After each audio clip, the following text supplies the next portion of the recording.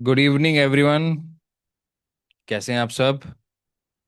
आज बहुत interesting topic पे हम डिस्कशन करने वाले हैं। तो आज का हमारा टॉपिक है why talented people get failed. Okay, interesting है टॉपिक। जानना चाहते हैं? चैट बॉक्स के माध्यम से बात करेंगे आप। बस चैट बॉक्स के माध्यम से। इंटरेस्टिंग है टॉपिक। अच्छा, मतलब ये बात तो तय है कि अगर आप इस वर्कशॉप को ज्वाइन कर रहे हैं तो कहीं ना कहीं आपके मन में भी ये बात तो है कि टैलेंट होने के बावजूद भी लोग कामयाब क्यों नहीं होते हैं। राइट? वंडरफुल। आप सबका बहुत बहुत स्वागत है। आप अगर संडे का ये समय निकाल रहे हैं और आ रहे हैं तो मैं समझ सकता हूँ कि आप कितना सीरियस हैं अपनी लाइफ को आगे ले जाने के लिए, सफलता पाने के लिए। बहुत बढ़िया। तो आज का हमारा टॉपिक है why talented people get failed. तो इसी में हम, ये हमारा थर्ड एपिसोड है, ब्रेन जानो लाइफ बदलो। कौन कौन से वो लोग हैं जिन्होंने हमारा एपिसोड 1 और एपिसोड 2 भी ज्वाइन किया था? एक था हमारा पहला ओवर थिंकिंग, सेकेंड था हमारा सेल्फ डाउट। किस किसने ज्वाइन किया था? चैट बॉक्स के माध्यम से बताइएगा। और अगर आप चाहते हैं और लोग भी अटेंड करें तो आप अपने ग्रुप में लिख सकते हैं वी आर लाइव। आप अपने ग्रुप में लिख सकते हैं we are live. That's great, wonderful. Wonderful wonderful wonderful.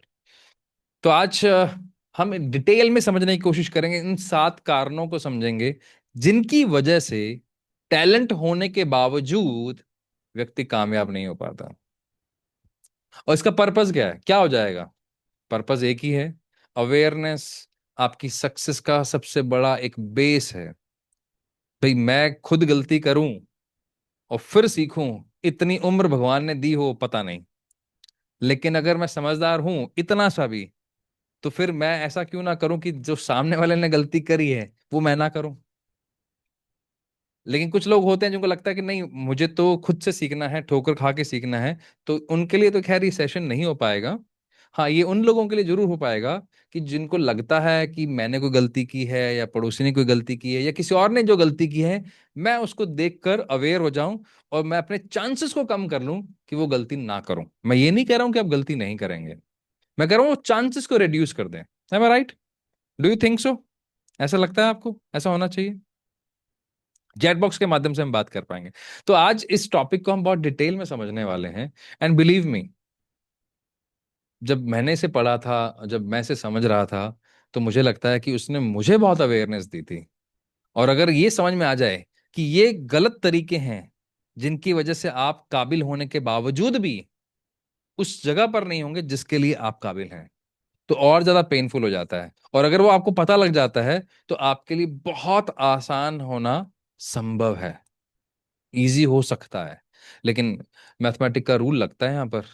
वो रूल सब पे लागू है, वो नियम सब पे लागू है, आप पर, मुझ पर, सब पर।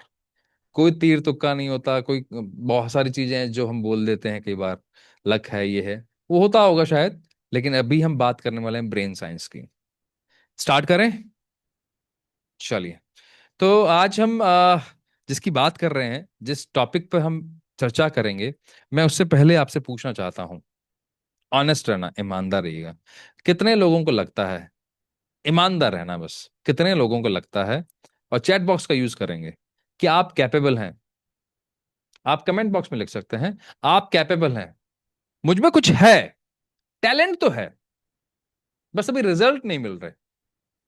टैलेंट मुझ में है, कैपेबिलिटी मेरे में है, मैं बस किसी कारण से मुझे रिजल्ट नहीं मिल रही। वो कोई भी कारण हो सकता है, वो लक हो सकता है, एनवायरमेंट हो सकता है, रिसोर्सेज हो सकते हैं, वॉट एवर। उसके बारे में हम बाद में बात करेंगे। अभी आप ये बताओ। अच्छा, जो नहीं लिख रहे हैं या जो सुन रहे हैं, वो सुनकर थोड़ा सा साइडलाइन हो गए हैं, क्या लगता है आपको, इतना सा भी आईना नहीं देखना चाहते? थोड़ा सा तो ब्रुटल होना पड़ेगा, थोड़ा सा तो कड़वा होना पड़ेगा आपको अपने आप के साथ।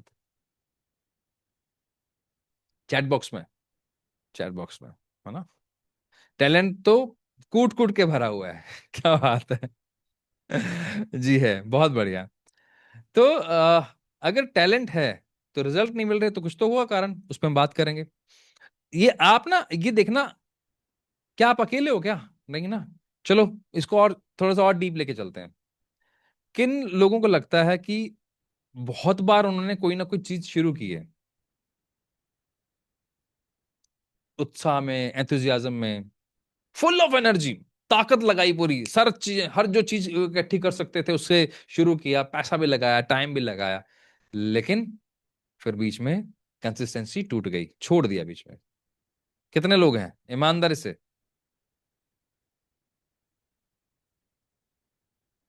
हम्म, ईमानदारी से।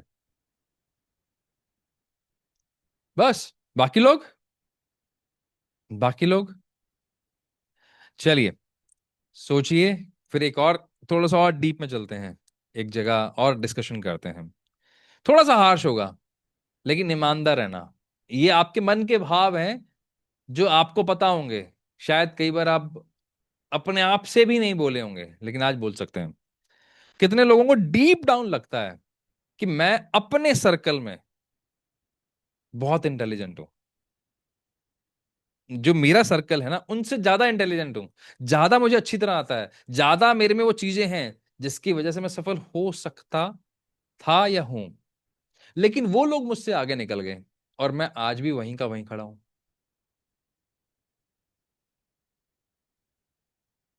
इसमें जेलेसी वाली कोई बात नहीं है, इसमें हम कोई कंपैरिजन नहीं कर रहे हैं, इसमें हम किसी को और को ये नहीं कह रहे हैं कि वो नीचे हो जाए। ये मन में भाव है तो हाँ लिखिएगा, नहीं है तो ना लिखिएगा, बस ये सवाल आपके लिए है।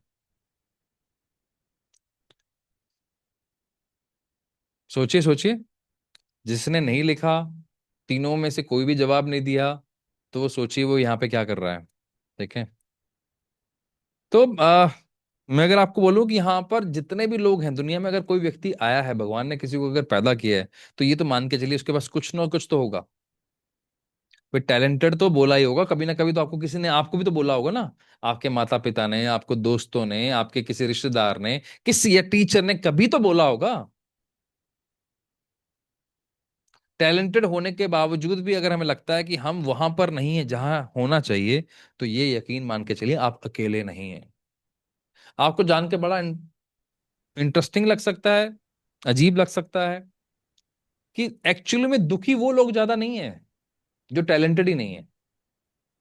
टैलेंटेड होना और उसके बारे में पता होना, ये भी तो बात है ना। वो परेशान ही नहीं है जिनको अपने टैलेंट के बारे में नहीं पता, या जो ये मानते हैं कि मैं टैलेंटेड ही नहीं हूं, या जो मानते हैं कि मैं टैलेंटेड हो ही नहीं सकता। परेशान वो लोग हैं, दिक्कत उन लोगों के साथ है जिनको पता है कि वो कैपेबल हैं, जिनको पता है कि वो लायक हैं, जिनको पता है कि वो कुछ कर सकते हैं, फिर भी लाइफ आगे नहीं बढ़ रही। तो परेशानी है, तो परेशानी है। हाँ कि नहीं? तो अगर आपको पता है कि आप टैलेंटेड हैं, कैपेबल हैं, फिर भी लाइफ आगे नहीं बढ़ रही, तो आज आप सही जगह पर हैं। मैं ये आपको प्रॉमिस कर सकता हूं कि आज आप अपने आप को देखने का, अपने आप को देखने का जो नजरिया है ना, वो चेंज हो जाएगा आपका। ये मेरा प्रॉमिस रहने वाला आपसे।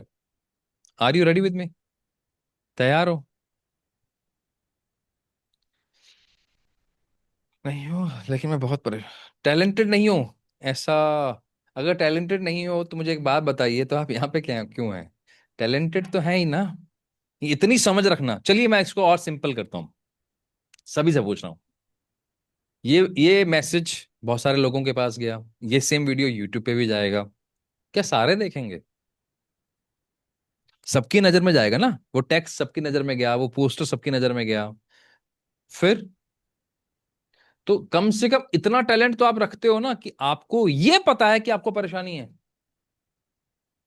प्रॉब्लम तो तब है ना कि आपके शरीर पर यहां पर घाव हो जाए, कट जाए, ये तो बाहर की स्किन है, फिर भी आप उसको देख नहीं रहे हो, तो वो घाव बाद में नासूर बनेगा या नहीं बनेगा? ठीक है ना? देखकर भी जो अनदेखा कर दे, तो उसके लिए तो दिक्कत है ही है ना।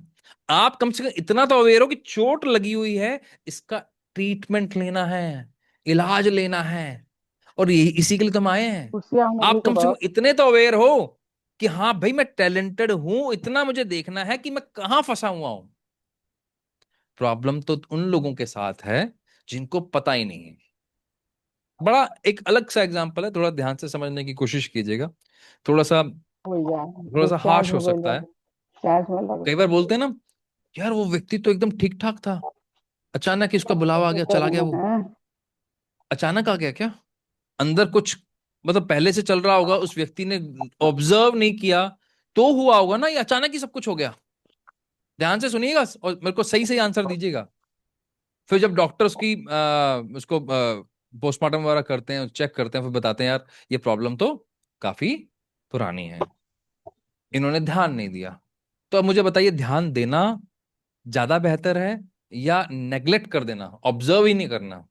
तो ये ध्यान देना, ऑब्जर्व करना अपने आप में टैलेंट है या नहीं है? हाँ या नहीं, चैट बॉक्स में बताइए, कमेंट बॉक्स में बताइए, हाँ या नहीं। तो आप इतना अगर आप सोच रहे हैं ना, तो अपने आप पे मुझे लगता है कि बहुत बड़ी बात है ये। ठीक है, तो मैं आपको छोटी सी एक बात बताता हूँ। मेरे ये आपके साथ भी हुआ होगा। आ, हम सबके साथ, हम जब स्कूल में पढ़े हैं तो हम सबके साथ हुआ होगा। स्कूल के बहुत सारे टॉपर थे जो सबसे ज्यादा इंटेलिजेंट होते हैं, जो फ्रंट बेंच पे बैठते हैं, टीचर्स के फेवरेट होते हैं। बहुत सारे ऐसे लोग होते हैं जो आईआईटी कर लेते हैं या डॉक्टर बन जाते हैं या चार्टर्ड अकाउंटेंट में चले जाते हैं। वो अच्छा कर रहे होंगे, वो अच्छा कर रहे होंगे, लेकिन जब आप उनसे बात करोगे तो उनको लगता है कि जितना उनमें टैलेंट था ना, उसमें उसके नजदीक भी वो नहीं है। कंफर्टेबल शायद हो सकते हैं, लेकिन जो अनफुलफिलमेंट है, अंदर से जो मिसिंग है, जो लगता है कि कुछ गड़बड़ है लाइफ में, पर्पस नहीं मिल रहा, क्यों कर रहा हूं मैं, ऐसे बहुत सारी जो चीजें हैं उनको परेशान करती हैं। कभी आपने पूछा है, कभी आपने नोट किया है इन बातों का? और वहीं पर कुछ ऐसे बच्चे होते हैं, आप ही के साथ शायद क्लास में होंगे, हो सकता है उनमें से आप भी एक हो, मैं भी इनमें से एक था, जो हम मिड बेंच में या फिर पीछे वाले बेंच में भी अगर बैठते थे तो average in terms of academic थे। स्पोर्ट्स में भी बहुत अच्छे नहीं, पढ़ाई में भी बहुत अच्छे नहीं, बहुत सारी चीजों में बहुत ज्यादा अच्छे नहीं, लेकिन जो मेरे साथ के थे वो अच्छा बिजनेस चला रहे हैं। 40-40, 50-50 लोग उन्हें रिपोर्ट कर रहे हैं। हाँ या नहीं? 40-40, 50-50 लोग जो मतलब कम टैलेंटेड थे, उसके बावजूद भी, टैलेंटेड होने के बावजूद भी। तो प्रॉब्लम यहां पर क्या है? What do you think? Problem talent का था या कुछ और? मैं दोबारा पूछ रहा हूं, आपको क्या लगता है, प्रॉब्लम टैलेंट का है या कुछ और? तो आप में टैलेंट है या नहीं है, ये इसको साइड में रख दीजिए। प्रॉब्लम टैलेंट का है ही नहीं, जो कुछ और है ना, आज बस उसे ही समझना है। जो कुछ और की बात हो रही है, आज उसे ही समझना है। तो यहां सबसे बड़ी जो दिक्कत है ना, दिक्कत इस बात की है, जिन लोगों ने ये मान लिया कि talent is equal to success, talent is equal to success. तो सबसे ज्यादा दुखी लोग कौन है, जिसकी हम बात कर चुके हैं, जो टैलेंट इज इक्वल टू जो सक्सेस जो मानते हैं, इस फॉर्मूला ही गलत है। एक्चुअली में जो सक्सेस का फॉर्मूला है ना, आप पे टैलेंट होना, आपका काबिल होना बहुत जरूरी है। जैसे सचिन तेंदुलकर है, टैलेंट है। विराट कोहली है, टैलेंट है। एमएस धोनी है, टैलेंट है। ऐसे कितने अलग अलग स्पोर्ट्स हैं, टैलेंट है। तो लेकिन क्या उनका माइंडसेट भी वैसा है क्या? मैं ये एग्जांपल मुझे लेना पड़ेगा। विनोद कांबली और सचिन तेंदुलकर एक ही एकेडमी से निकले हुए, एक ही कोच से पढ़े हुए, एक ही तरह की एज से, एक ही तरह के एनवायरनमेंट से, खेलने के एनवायरनमेंट की बात कर रहा हूं, घर के एनवायरनमेंट की बात नहीं कर रहा हूं। एक, लेकिन माइंडसेट, साइकोलॉजी समझिए। एक का माइंडसेट है लॉन्ग टर्म प्लानिंग, एक का माइंडसेट है सीखना, एक का माइंडसेट है हम्बल रहना, एक का माइंडसेट है अपने आप को डिस्ट्रैक्शन से बचा के रखना, पार्टी से बचा के रखना, पूरा फोकस अपने गेम पर रखना। और दूसरे का माइंडसेट, वहीं कामली जी का जो माइंडसेट था, वो एकदम अलग हो गया। थोड़ी सी सफलता मिली, थोड़ा सा रिकॉग्निशन मिला, थोड़ा सा पैसा मिला, उनका साइकोलॉजी चेंज हो गया, उनका माइंडसेट चेंज हो गया। दूसरा, उसके बाद ऐसे अच्छा, कितने लोगों को ऐसा लगता है यार इससे अच्छा तो क्रिकेट मैं खेल सकता हूँ। हम कई बार कहते हैं ना, यार ये देख पड़ोस में यार कितना अच्छा टैलेंटेड बच्चा है यार, इसको कितना अच्छा मैथमेटिक्स आता है, या हमें कितना अच्छा आता है। तो क्या हमने इस पे एक्शन लिया? क्या हमने 14 घंटे 16 घंटे मेहनत करी? तो अगर आपको सक्सेस चाहिए तो टैलेंट होना तो पहली प्रायोरिटी है, लेकिन साथ में माइंडसेट यानी कि साइकोलॉजी होना जरूरी है, और तीसरा जो उसके साथ होना चाहिए वो एक्शन। फिर चौथा कहीं आता है, एनवायरमेंट। एनवायरमेंट मिल जाए तो भी मेरा एक्शन हो सकता है। इसलिए एनवायरमेंट का भी बहुत बड़ा रोल है, जिसमें जैसे मोहम्मद सिराज, उसके पास टैलेंट है, माइंडसेट के लिए कोच मिल गया, एक्शन लेने के लिए रिसोर्सेज नहीं थे तो कोच ने उपलब्ध कराए, एनवायरमेंट दिया और चीजें चेंज हो गई। Do you agree with me? क्या आप मेरी बात से एग्री करते हैं? तो आप ये मानते हैं कि टैलेंट, सिर्फ टैलेंट होने से कुछ नहीं होता, टैलेंट एक रॉ मटेरियल है। टैलेंट एक सिर्फ रॉ मटेरियल है। जैसे मान लो मैं आपको एक बात बोलता हूं, अगर अगर मैं आपके सामने, मतलब आप दुनिया का बेहतरीन बेहतरीन से बेहतरीन लोहा ले आए, बेहतरीन, क्या वो तलवार बनने की ताकत रखता है क्या? टैलेंट तो है ना उसमें बनने का, बेहतरीन से बेहतरीन ले आए आप, लेकिन जब तक वो प्रोसेस से नहीं गुजरेगा तो क्या वो तलवार बन सकता है क्या? आप मतलब वैज्ञानिकों से मिलके, साइंटिस्ट के साथ मिलके ना बढ़िया से बढ़िया ना बीज ले आए कि हम तो हाइब्रिड बीज ले आए हैं, हम ऑर्गेनिक खेती करेंगे, ये करेंगे वो करें, क्या उस बीज में टैलेंट की कमी है कि बड़ा पौधा बनने की? वो तो बड़ा पौधा बन सकता है ना, अच्छे से अच्छे फल दे सकता है ना, लेकिन जब तक वो धरती में जाएगा नहीं, खुदाई प्रॉपर होगी नहीं, खाद डलेगी नहीं, वैसा मौसम होगा नहीं, प्रॉपर पानी मिलेगा नहीं, केयर होगी नहीं, और वो अपने आप को तोड़ने के लिए, अपने आप को ब्रेक करने के लिए तैयार होगा नहीं, तो क्या वो सक्सेस होगा? इस मेटाफोर को समझने की कोशिश कीजिएगा। क्या ये संभव है कि मैं अपने आप को चेंज किए बिना उस सफलता में चला जाऊं जो इसके लिए मैं चाह रहा हूं कि मैं चला जाऊं? कुछ तो ब्रेक करना पड़ेगा। बोलो हाँ या ना, कमेंट बॉक्स में साथ साथ रहिएगा। देखो, या तो संडे का डिनर एंजॉय कर लो, यानी कि आज का दिन, आज का डिनर एंजॉय कर लो, अगर यहां आए हो तो ईमानदार रहिए अपने आप के साथ। ठीक है? तो प्रॉब्लम कहाँ है? प्रॉब्लम हमारे साथ कहाँ पे हो गई? रॉ मटेरियल तो है हम सबके पास, आप भी लेके पैदा हुए हैं, मैं भी लेके पैदा हुआ हूं। एक ही घर से दो बच्चे निकलते हैं, एक बहुत आगे निकल जाता है, एक बहुत कॉम्प्रोमाइज लाइफ जीता है। आपके भी घर के आसपास ऐसे कोई ना कोई लोग होंगे, चेक कीजिए। एक 7-8 करोड़ रुपए कमा रहा होगा, करोड़ रुपए कमा रहा होगा, और एक के लिए इतना बड़ा मुश्किल काम हो गया कि वो 20-30-40 हजार रुपए भी नहीं कमा पा रहा। एक ही घर की पैदाइश है। ऐसा क्या होगा? दोनों ही बच्चों पे सेम पैसा लगाया गया, दोनों ही बच्चों को सेम तरह का एनवायरनमेंट दिया गया। टैलेंट होगा, लेकिन वो माइंडसेट होना बहुत जरूरी है, और कई बार माइंडसेट सिर्फ एनवायरनमेंट से ही आ जाता है।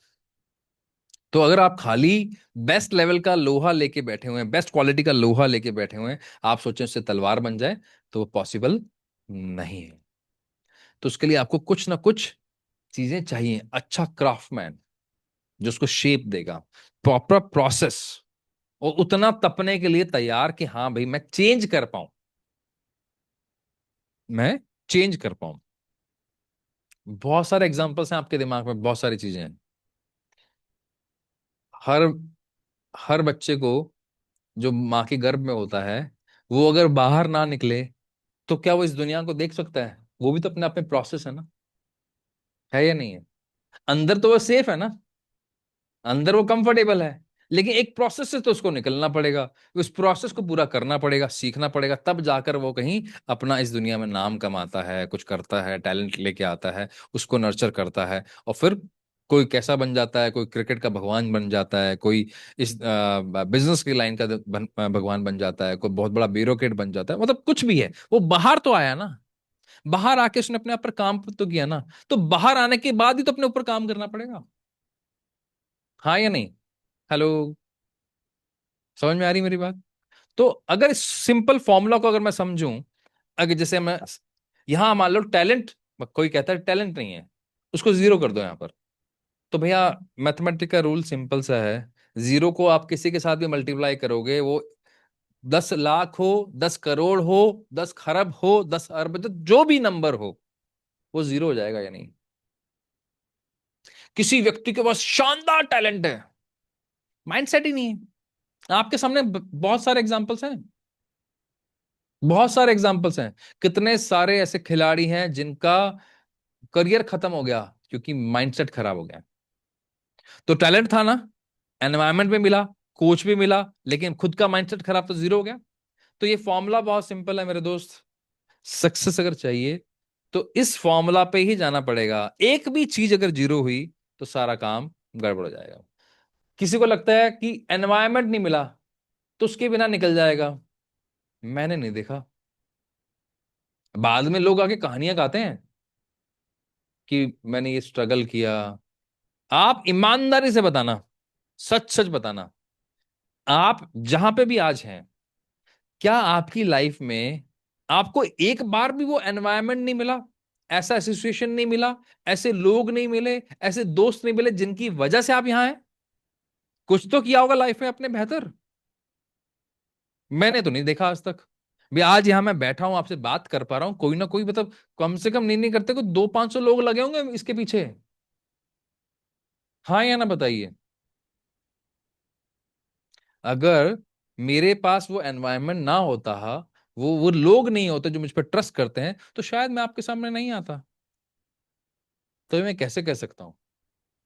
तो आपके पास टैलेंट होना जरूरी है, खुद का माइंडसेट होना जरूरी है, एक्शन आपको लेना ही पड़ेगा, ऑल्टरनेट नहीं है। एक भी चीज जीरो हुई तो ये तो मान के चलिए कि सफलता वैसी नहीं मिलेगी जिसके आप हकदार हैं। खाना तो हम सब खा रहे हैं ना। कोई यहां पर है जो बिना कपड़ों के है, बिना खाने के है, बिना छत के है? खाना तो आप सबको मिल रहा है, मुझे भी मिल रहा है। सवाल यह है क्या उतना हम कर रहे हैं जितने के हम हकदार हैं? तो उसके लिए फॉर्मूला एक ही है। तो फॉर्मूला समझ में आ गया? तो अभी इसे ना अपने पास लिख लीजिए। इसमें से क्या हमारा मिसिंग है उस पर हमें आज बात करनी है। लिख लिया? तो इसी पूरी वर्कशॉप पे आज हम बात करने वाले हैं। अच्छा, इसमें क्या इंटरेस्टिंग कुछ चीजें हैं, आप समझना इस बात को। न्यूरो साइंस क्या कहती है, आप उसको थोड़ा सा समझने की कोशिश कीजिएगा। इंटेलिजेंट जो लोग होते हैं ना, उनका एक स्पेसिफिक ब्रेन एरिया होता है जो ओवर डेवलप्ड होता है। ये बहुत सारी रिसर्चेस हैं। वो टैलेंटेड कैसे होगा?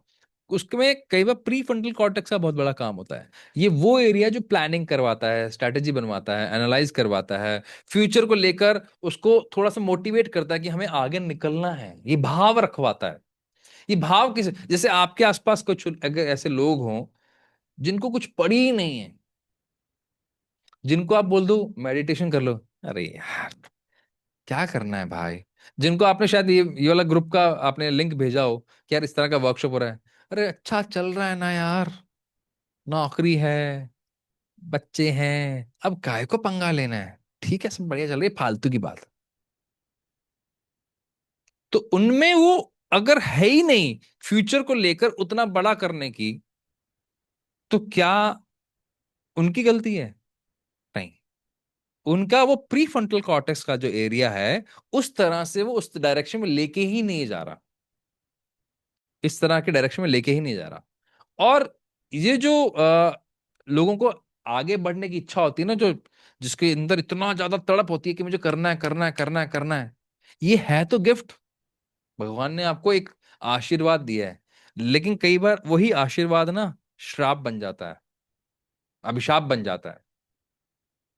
क्योंकि ना इसमें एक बड़ा इंटरेस्टिंग फैक्ट है, बहुत ध्यान से सुनना, बहुत ध्यान से सुनना इस बात को, चाहे लिख लेना आगे लिखना हो तो।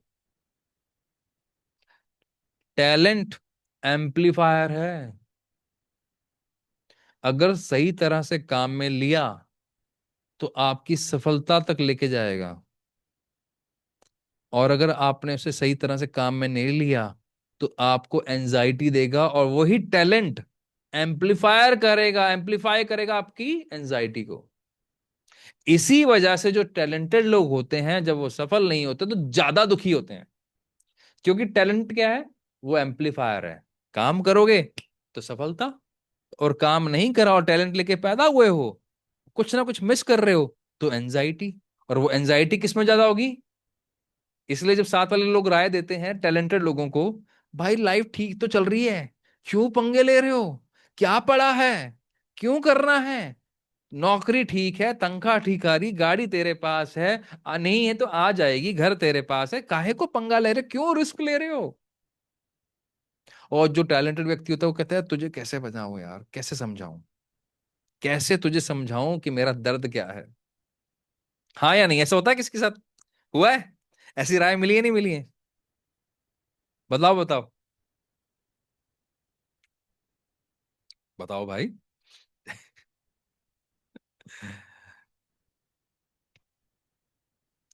साइकोलॉजी का मतलब यहां पर यह है, क्या मैं इतना ओपन हूं कि मैं किसी और से सीखने के लिए तैयार हूं। क्योंकि टैलेंटेड लोगों के साथ कुछ एक चैलेंज और भी हो जाते हैं, वो हम आगे डिस्कस करेंगे। ठीक है। तो अक्सर मैंने ये देखा है, जो बहुत ज्यादा फ्यूचर के बारे में सोचते हैं, उनको पता है मुझे कुछ करना है, रिस्क लेने के लिए तैयार हैं, तो साथ वाले लोग कई बार ऐसे मिल जाते हैं, जिसपे हम आगे डिस्कस करेंगे, जहां ये बोला जाता है क्यों पंगा ले रहे हो।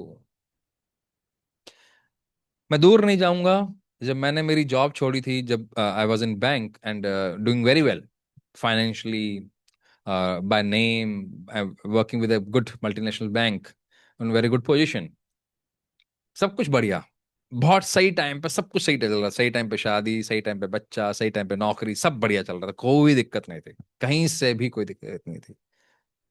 फिर अचानक जब मैंने डिसीजन लिया कि नहीं, मुझे जॉब नहीं करनी है, मुझे अपना काम करना है, मुझे उस पर ही फोकस करना है, तो बहुत सारे लोगों ने मुझे भी कहा था। नाराजगी मैंने भी झेली थी, अपने घर में, बहुत इन लॉज में, हर जगह पर, अपने घर में अपनी वाइफ से भी। क्यों? क्योंकि उनको नहीं पता कि मेरे साथ क्या प्रॉब्लम है। मेरा मन ही नहीं लग रहा, मुझे दिक्कत हो रही है, मुझे परेशानी हो रही है, मुझे रोज सफोकेशन फील हो रहा है, कैसे समझाऊं। वो पूछते थे नॉर्मली मेरे से, शायद आपसे भी पूछते हो, शायद आप मुझसे कनेक्ट कर पाए। पैसे की दिक्कत है क्या? कोई कर्जा वर्जा है क्या? कोई दिक्कत है तो बता, हम हेल्प कर देंगे। या बॉस से कोई बात हो गई, या कोई ऐसी कोई बात है तो जॉब चेंज कर ले, 15 दिन के लिए छुट्टी ले ले। कैसे समझाऊं? भाई पैसे हैं अकाउंट में। कैसे समझाऊं? गाड़ी है मेरे पास। कैसे समझाऊं कि मेरी सबसे ज्यादा बनती है अपने नेशनल मैनेजर के साथ। कैसे समझाऊं कि मेरे को पिछले 18 महीने में 13 अवार्ड मिले हैं। मुझे दिक्कत उसमें नहीं है। दिक्कत किस चीज में है, वो मैं समझा नहीं सकता। क्योंकि जो मेरा पेन है, या जो मैं किसी चीज को देख रहा हूं, या मुझे लग रहा है कि मैं कुछ और बड़ा कर सकता हूं, क्यों मैं इस छोटे से दायरे में फंसूं। जरूरी नहीं आपके पास तब सारे जवाब हो, ये भी ध्यान रखिएगा। तो उस एनवायरमेंट में, उस माइंडसेट में अगर आपके पास वो ताकत है कि आप उस समय डिसीजन ले पाओ कि मुझे बेस्ट क्या करना है, वो कितना स्ट्रेटेजिकली होता है वो बात की बात है, वो एक अलग किस्सा है। लेकिन क्या आपके मन में ये भाव है? That is called psychology, that is called mindset. Okay. उस समय सारे जवाब हो, ऐसा नहीं होता। मेरे पास भी सारी बातों के जवाब नहीं थे। लेकिन जब आप चलते रहते हो तो अप एंड डाउन आते हैं, जो सबकी लाइफ में आते हैं, मेरे में कोई न्यारे नहीं आए हैं, सबकी लाइफ में आते हैं। और मैं यहाँ पर उन अप एंड डाउन को कोई ग्लोरीफाई नहीं करने वाला। भाई साहब ये हो गया, ऐसे रहा, खाने को खाना नहीं था, ऐसे गाड़ी बिकी, नहीं, ये सबकी लाइफ में आते हैं, सबकी लाइफ में। और मुझे वो ग्लोरीफाई नहीं करना, उसके पीछे एक अलग माइंडसेट है, कभी उस पर हम बात करेंगे। ठीक है। तो होता क्या है, वापस आ जाते हैं मेरे टॉपिक पे। मेरी बात समझ में आ रही है? कमेंट बॉक्स में हाँ या ना बताइएगा। मेरी बात समझ में आ रही है? कहीं कोई दिक्कत, क्लैरिटी मिल रही है? यस और नो? ये हम सब स्टूडेंट ही हैं भाई, सबके लिए है ये। ठीक है। तो हमारा जो प्री फ्रंटल कॉर्टेक्स है, ये वाला जो एरिया है, इस इसमें सारी कहानी छुपी है, सारी कहानी यही छुपी है। तो यहां पर या तो ये वाला जो गिफ्ट है आपको आगे ले जाएगा, या ये यही गिफ्ट आपके लिए कर्स बन सकता है। तो इसको बहुत ध्यान से सुनना पड़ेगा, आपको ध्यान से समझना पड़ेगा। तो क्या होगा, आप जो इतना ज्यादा सोचते हो और एक्शन नहीं लेते हो तो कर्स, इतना ज्यादा सोचकर एक्शन ले लेते हो तो gift. That's the point, that's it. तो इसको यूं समझिए, आपके ब्रेन का एक सिस्टम है, डिफॉल्ट मोड नेटवर्क, डीएमएन। जब आप कुछ नहीं कर रहे, कुछ नहीं मतलब कुछ नहीं, आप चिल मार रहे हो, एकदम रिलैक्स बैठे हो, पानी पिला दो यार, चाय पिला दो, आज तो मैंगो शेक पियेंगे, आप कुछ नहीं कर रहे, तो आप लिटरली आप रिलैक्स हो। लेकिन वहीं आपने मोबाइल हाथ में ले लिया और स्क्रॉल करने लग गए, बस हो गया सिस्टम ऑन। एक छोटा सा, जैसे ही मोबाइल हाथ में लिया, आपका सिस्टम ऑन हो गया। और जो टैलेंटेड लोग होते हैं ना, उनमें ये डीएमएन हमेशा ऑन ही रहता है, हमेशा ऑन ही रहता है। मतलब वो रिलैक्स करने के लिए बैठते हैं, ब्रेन तभी शुरू हो जाता है, कल क्या होगा, अगर फेल हो गए तो मुझे वीडियो बनाना है, मैं डालूंगा, लाइट अच्छी नहीं रही तो, लोगों की मेरी बात अच्छी नहीं लगी तो, लोगों ने मुझे जज कर लिया तो, अगर मैं फंबल कर गया तो, अगर मैं गलत बोल गया तो, मैंने अगर गलत एग्जाम्पल दे दिया तो तो रह जाता है। तो वो सब कुछ लगातार चलता है। इससे ये pre frontal cortex over heat भी हो जाता है।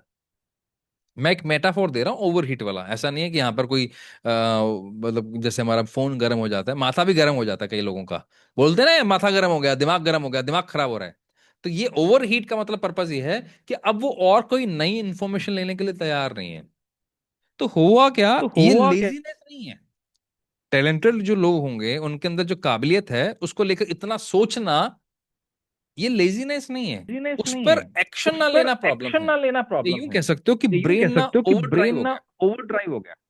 ब्रेन क्या हो गया, ओवर ड्राइव हो ब्रेन गया। क्या हो गया? और ओवर इसके ड्राइव हो पीछे गया। की 7 मुख्य कारण है। 7 इंपॉर्टेंट रीजन है जिसको आप समझनी है, मेरे साथ साथ समझना इसको। चले हम आगे। मैं पीपीटी बंद कर देता हूँ ताकि आपको और समझ में आए इसमें। इंटरेस्टिंग लग रहा है।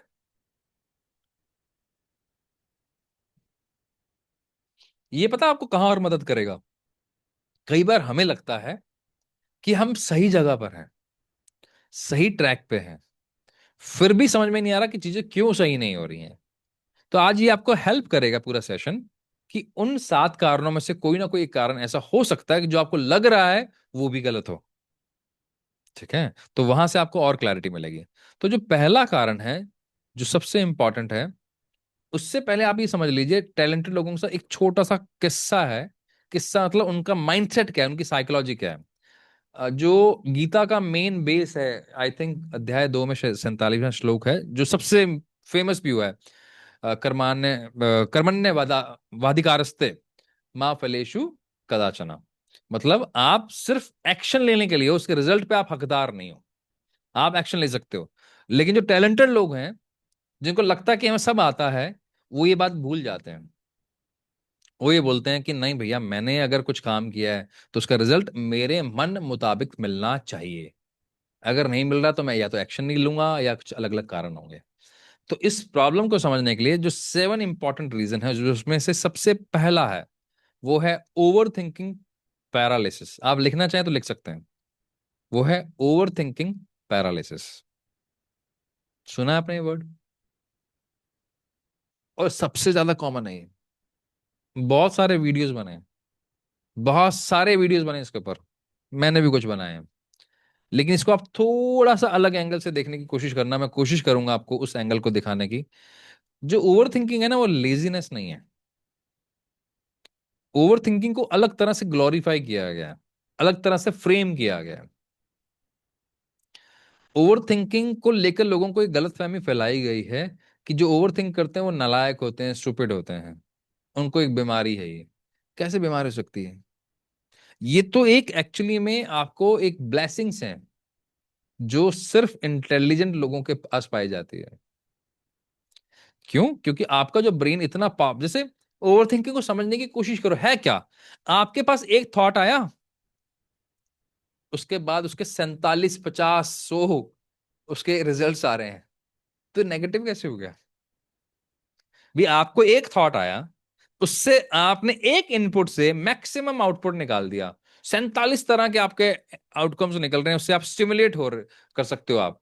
भी किसी सी चीज से तो कनेक्ट कर सकते हो ना आप। यार अगर मैंने ये बिजनेस शुरू किया काउंसलिंग का, तो काउंसलिंग के अंदर मेरे को ऐसा फील हो रहा है कि मैं किसी सेलिब्रिटी की काउंसलिंग कर रहा हूं, मैं फेमस हो गया। तो ये भी तो स्टिमुलेट कर सकता है। और किसी को लग रहा है यार घर बैठे बैठे काम करना है, ये भी स्टिमुलेट कर सकता है।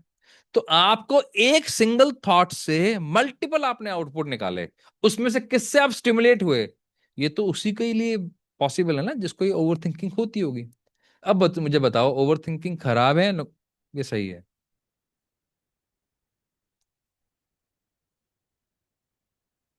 बताओ, ओवर थिंकिंग खराब है ये सही है? क्योंकि हमारा दिमाग इतना पावरफुल है, वो खराब कैसे हो सकता है भाई? हम्म, खराब कैसे हो सकता है? ओवर थिंकिंग वाला जो ब्रेन है वो कैसे सोचेगा, अगर मैंने ये वीडियो अपलोड किया तो इस वीडियो को हो सकता है प्रधानमंत्री मोदी देख लें, मैं आपको एक रियल केस स्टडी बताता हूँ, चलो, बड़ा इंटरेस्टिंग है। हमारे एक मित्र हैं, सर्वेश मिश्रा जी, उन्होंने एक बहुत बढ़िया वीडियो डाला, ठीक है, एस्ट्रोलॉजी पे उन्होंने वीडियो किया। वो एस्ट्रोलॉजी का वीडियो दुबई तक चला गया। मैं रियल केस स्टडी बता रहा हूं आपको, ठीक है ना। दुबई तक चला गया। दुबई जाने के बाद वो एक बहुत बड़े फिल्म स्टार ने उस वीडियो को देखा। वो कैसे देखा? किसी एक व्यक्ति ने एक ग्रुप में डाला, वो ग्रुप एक वीआईपी का ग्रुप था, वीआईपी से वो दूसरे वीआईपी में गया, वहां से ऐसे रूल करते करते करते वो एक फिल्म स्टार तक चला गया, जो बहुत रिनाउंड है, बहुत रिनाउंड है। अभी आपकी जो शानदार से एक मूवी आई थी धुरंधर, उसके अंदर बहुत बड़ा रोल है उनका, ठीक है, वेल रिनाउंड कैरेक्टर है। और वो उन्होंने वीडियो देखा। वो वहां से फोन कर रहे हैं उस एस्ट्रोलॉजर को, और उनसे बात कर रहे हैं, उनसे कंसल्टेंसी ले रहे हैं। तो ये बात दिमाग में आ सकती है जब आपको पता हो, नहीं भी आ सकती है। अब उस व्यक्ति ने जब मुझे पूरी बात बताई कि वीडियो डालने से पहले क्या क्या थॉट थे, कि यार ये एस्ट्रोलॉजी पे ले रहा हूं मैं, किस तरह का जाएगा आइडिया नहीं है, पहले लिया नहीं है, ऐसे है वैसे, हजारों तरह के थॉट थे। और अब सारी कहानी चेंज हो गई। It's not about luck. मैं लक की बात नहीं कर रहा हूं, वो बात का किस्सा है। ना नहीं डालते तो फिर क्या कर लेता luck? Are you getting my point? तो आपका ब्रेन आपको बहुत कुछ करवा सकता है, कंडीशन अप्लाई। अगर आपके ब्रेन के पास वो ताकत है कि क्या क्या हो सकता है ये सोचने की। लेकिन इतने ऑप्शन के बाद में भी एक वर्ड आता है, वो वर्ड है वेट, इंतजार। और यहीं से प्रॉब्लम शुरू होती है, जिसे बोलते हैं एनालिसिस पैरालिसिस। Analysis paralysis. जब आपके ब्रेन के पास बहुत सारे ऑप्शन हैं, बहुत सारी केमिकल रिएक्शंस हो रही हैं, वो केमिकल रिएक्शंस में से सबसे इंपॉर्टेंट जो कॉर्टिसोल है, एक स्ट्रेस हार्मोन जो रिलीज हो रहा है। स्ट्रेस का काम है आपको, स्ट्रेस का काम है आपसे एक्शन करवाना। लेकिन आपने उसको एक लूप बनाया और लगातार उस लूप को चलाया। जैसे आप पहले गियर में गाड़ी को चला रहे हो, वो एकदम ओवर हीट हो गई है। जब वो ओवर हीट हो गया तो फिर क्या होगा? वो लूप में आप चलते रहोगे। वो कॉर्टिसोल जो आपको ताकत दे रहा था, अब वो आप ही के लिए कर्स बन गया है, वो डेंजर सिग्नल बन गया है। और उसका आउटकम एक ही है, अनसर्टेनिटी है, खतरा है, खतरा है, खतरा है। तो आगे जाके क्या एक रिजल्ट निकलेगा? इस पर एक्शन नहीं लेना है। प्रीफ्रंटल कॉर्टेक्स जो आपके सोचने समझने की ताकत है, वो एक कंक्लूजन पे पहुंचता है कि हम ये एक्शन नहीं लेंगे, छोड़ देंगे इस बात को। क्यों? मन में डर बैठ गया है। तो वो क्या करेगा ऐसा व्यक्ति? बार बार किसी एक नए टॉपिक पे सोचेगा, उस पे एनालिसिस करेगा, और फाइनली एक कंक्लूजन में निकलेगा कि मुझे नहीं करना। कितने लोग ऐसे हैं यहां पर जो सोचते बहुत हैं लेकिन एक्शन जीरो है? कमेंट बॉक्स में बताओ। जो सोचते बहुत हैं लेकिन एक्शन जीरो है। चलिए, अच्छा, ये ईमानदार आपको अपने साथ रहना है, ठीक है ना, जिनका रोज का प्लानिंग है। अच्छा चलो, इसको और एक और तरह से पूछता हूं मैं। वो हाँ या ना लिखना चैट बॉक्स में ना। आपका जो लास्ट कोई इंपॉर्टेंट डिसीजन था, जो आपने जिसमें आपने डिले किया, वो क्या था? और कितने दिन तक सोचा? चैट बॉक्स में लिखना। छोटा सा, कितने दिन तक सोचा इतना ही बता देना, 2 दिन, 1 दिन, 7 दिन, 10 दिन, महीना, 2 महीना, 6 महीना, साल, वॉट एवर। क्या था अपने पास रखो। That's good, you have cross this phase. That's good. Comment box में आप, जोशना जी बहुत बढ़िया। 7 days, 1 day, 20 days, I have cross this phase, 7 days, okay. बाकी लोग, तो आप जब अपने आप को चेक करोगे ना, अवेयरनेस, तो वहां से आपको समझ में आएगा आप कहाँ अटके हुए हैं। ये पैटर्न है, और ये pattern day by day, day by day, day by day fix हो जाता है। और फिर ये पैटर्न इतना खतरनाक हो जाता है, फिर जब इनके बाल सफेद होने लगते हैं, फिर ये सबको ज्ञान देते हैं, धूप में बाल सफेद नहीं किए हैं। क्यों? क्योंकि इन्होंने इतना एक्सपीरियंस ले लिया है नॉन एक्शन का, डराने का, नकारात्मक बोलने का, डाउट क्रिएट करने का, क्योंकि इसके अलावा उन्हें समझ में ही नहीं आता, क्योंकि इतना एक्सपीरियंस लिया है उन्होंने खुद से नॉन एक्शन होकर, नॉन एक्टिव होकर। अब आपको ना कुछ लोग याद आ जाएंगे इतने में, ऐसे बहुत सारे लोग हैं जो आपको कहीं ना कहीं ऐसी राय देते होंगे, और फिर जब आप उनसे, आप पूछते नहीं हो शर्म के मारे, लेकिन मन में आती है, भाई आपने आज तक क्या किया है। हम रिस्पेक्ट करते हैं ना। वो ऐसा क्यों कह पा रहे हैं, क्योंकि उन्होंने बहुत एनालिसिस किया होगा, गलत नहीं होंगे, लेकिन एक्शन लेके नहीं देखा। हर चीज क्या पेपर पे जो उतारी होती है एज इट इज हो जाती है क्या? भैया बहुत सारी चीजें इसमें मैटर करती है ना। भाई जैसे कोई पूछे भाई कार कैसे चलती है, पेपर पे लिखा हुआ है, आपने गेट खोलना है, अंदर बैठ जाना है, दोनों हाथ से स्टेयरिंग पकड़ना है, गियर लगाने के लिए फर्स्ट कहाँ लगेगा, सेकंड कहाँ लगेगा, फोर्थ कहाँ लगेगा, रिवर्स कैसे लगता है, आपकी जो रेस है वो किस तरफ है, यानी कि एक्सीलेटर किस तरफ है, ब्रेक किस तरफ है, क्लच किस तरफ है, वो सब बता दिया आपको। तो अभी क्या कार चल जाएगी क्या? पेपर पे तो लिखा हुआ है, वो तो मैनुअल में भी लिखा हुआ आता है। फिर तो एक्शन लेने के बाद ही आपको रियल एक्सपीरियंस होता है। लेकिन अगर ये पैटर्न बनता गया, बनता गया, बनता गया, तो फिर बहुत ज्यादा प्रॉब्लम हो जाएगी। तो क्या सॉल्यूशन पे बात करें?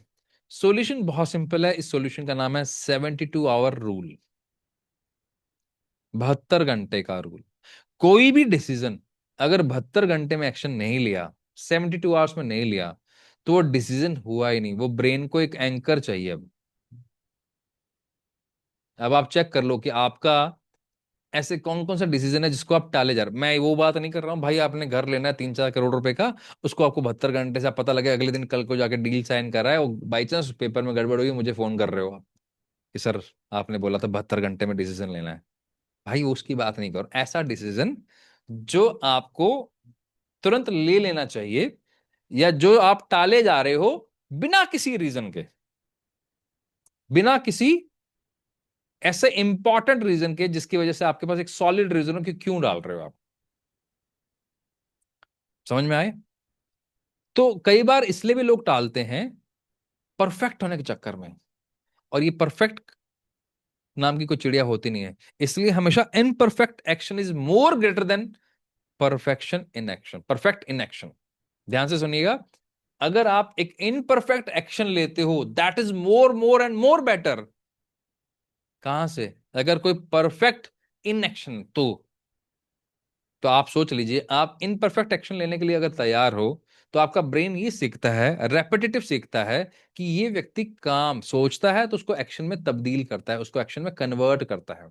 और आपका पहला अटेम्प्ट अगर एवरेज भी रहा तो भी बढ़िया है, क्योंकि न्यूरो साइंस ये कहती है practice makes a man perfect. तो आप बार बार बार बार बार बार प्रैक्टिस करते रहोगे, तो आप देखना चीजें अपने आप चेंज हो जाएंगी। आपको एग्जाम्पल देखना है तो उन लोगों के वीडियोस देख लीजिए जिन्होंने आज, जिनके चेहरे आपको बहुत अच्छे लगते हैं, जिनको लगता है यार क्या गजब बोलते हैं यार, क्या कॉन्फिडेंस है यार, उनका एक बार जाके पहला वीडियो देखो, चलो दूसरा देख लो, चलो तीसरा देख लो, चौथा देख लो, किसी को भी पहली बार देख लो आप, वो कर रहा है लगातार तो इम्प्रूवमेंट आ रहा है। वो नहीं करेगा, चक्कर में पड़ा रहेगा, बेस्ट कैमरा, बेस्ट किट चाहिए क्रिकेट की, सब कुछ बेस्ट चाहिए, तो कभी होगा क्या?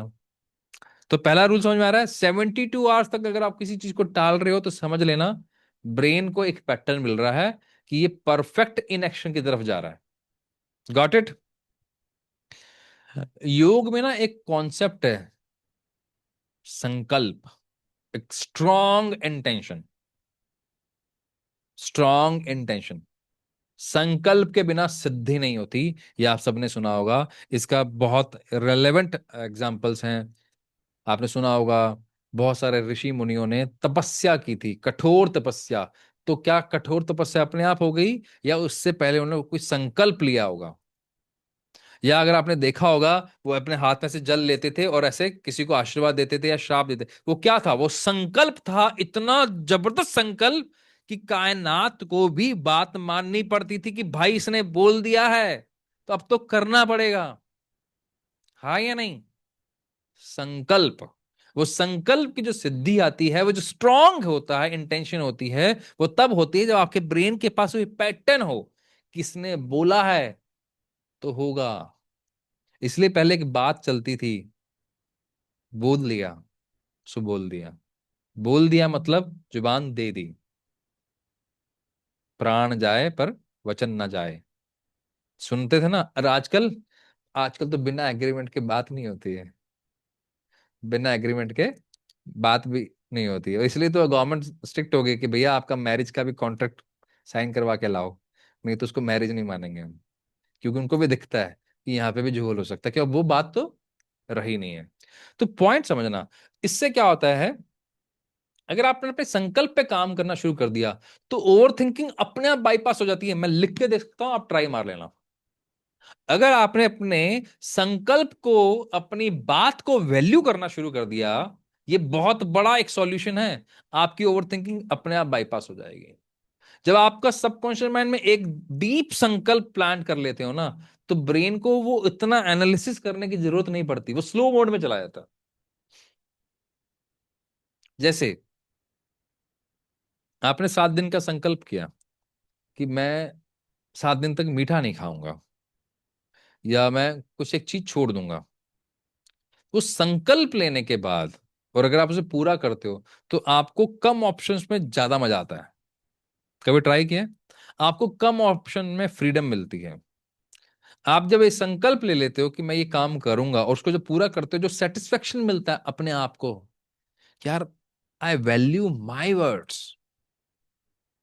इसको थोड़ा सा मैं अगर फिलोसॉफिकल बात कर लूं, वैसे तो मैं ब्रेन का स्टूडेंट हूं, तो मैं ब्रेन की ही बात करूंगा क्योंकि इससे कनेक्टेड है वो। और जब आप अपनी ही जुबान पर खरे उतरते हो ना, तो जो कॉन्फिडेंस है, जो आपके जो शोल्डर्स अप हो जाते हैं, जो आपकी चेस्ट एकदम ऐसे ओपन अप हो जाती है, और जो कंटेंटमेंट मिलता है, तो सामने वाले की हिम्मत नहीं होती कि आपकी बात को ओवर रूल करे वो। मैं आपको इसका एक और एग्जांपल देता हूं। जितने भी यहाँ पर मेल मेंबर्स हैं, पुरुष हैं, शायद वो समझ सकें। जो लोग ड्रिंक नहीं करते, स्मोक नहीं करते, जब वो इस तरह की पार्टी में जाते हैं और उन्होंने संकल्प लिया हो कि मैं तो ड्रिंक नहीं करता, या मैं नॉनवेज नहीं खाता, या मैं स्मोक नहीं करता, तो साथ वाले पुश करते हैं नहीं करते हैं? हाँ या नहीं? करते हैं नहीं करते? करते हैं पुश। लेकिन उन्होंने ना क्या संकल्प लिया हो, बाहर आके ना फिर बड़ा अच्छा लगता है यार, अपने नहीं पिलाए।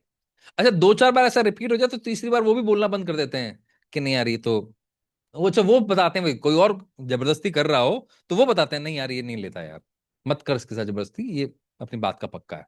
हाँ या नहीं? फिर वो घर आके भी बताते हैं कि मेरे को ऑप्शन था लेकिन मैंने नहीं किया क्योंकि मैंने सोचा हुआ है। तो ऐसी छोटी छोटी बातें होती हैं जो आपको ना बड़ी खुशी देती हैं, और खुशी से ज्यादा वो आपके ब्रेन में एक पैटर्न बनाती हैं कि यार अगर मैं ये कर सकता हूं, तो मैं दूसरी चीजें भी कर सकता हूं। तो आपका जो प्री फ्रंटल कॉर्टेक्स है, वो ओवर एक्टिवनेस से, ओवर रिएक्शन से ना बाहर आ जाता है, और आप कहां चले जाते हो? एक्शन की तरफ। क्लियर हो रहा है? चलें आगे। तो पहला रीजन समझ में आ गया, एनालिसिस पैरालिसिस, या जिसको बोलते हैं ओवर थिंकिंग पैरालिसिस। तो कितने लोग इसके शिकार हैं, वो लिख सकते हैं रीजन नंबर 1, या अपने पास लिख लो, बाद में आप चेक कर लेना। ठीक है। दूसरे है फियर ऑफ जजमेंट। लोग क्या कहेंगे, सबसे बड़ा रोग, क्या कहेंगे लोग। जिस चीज के लिए लोग कहते हैं उस पे शायद ध्यान नहीं जा रहा होगा। लोग, अच्छा मुझे बड़ा इंटरेस्टिंग लगता है, मैं अभी हमारे एक मित्र हैं अमर जी, उनके साथ बैठ के हम बात कर रहे थे कि अच्छा लोग उस चीज के लिए नहीं कहते, या भाई तू लेट क्यों उठ रहा है। लोग इस चीज के लिए कभी नहीं कहते कि यार रात को 3-3 बजे तक तो मूवी देखते रहते हो यार। लोग कभी इस चीज के लिए नहीं कहते कि यार घर के लिए कुछ कर ले, यार अपने करियर के लिए कुछ कर ले। लोग सिर्फ अच्छी बातों के लिए कहते हैं। तुम अगर वीडियो बनाओगे तो उसके लिए टोकेंगे, तुम सुबह अगर 4 बजे उठ जाओगे तो उसके लिए टोकेंगे, ऐसा लगता है आपको? बोलो बोलो। लोग कभी भी इस चीज के लिए नहीं कहेंगे तुम देर रात को पिज्जा खा रहे हो, गलत खा रहे हो, लेकिन इस चीज के लिए जरूर टोकेंगे, या तुम 7 बजे खाना खा लेते हो। ऐसा होता है क्या? ऐसा नहीं होता ना। तो कौन से लोगों की बात हो रही है? कौन से लोगों की बात हो रही है? तो टैलेंटेड जो लोग होते हैं ना, उनमें फियर ऑफ जजमेंट का ज्यादा ही इंटेंस एक थॉट होता है।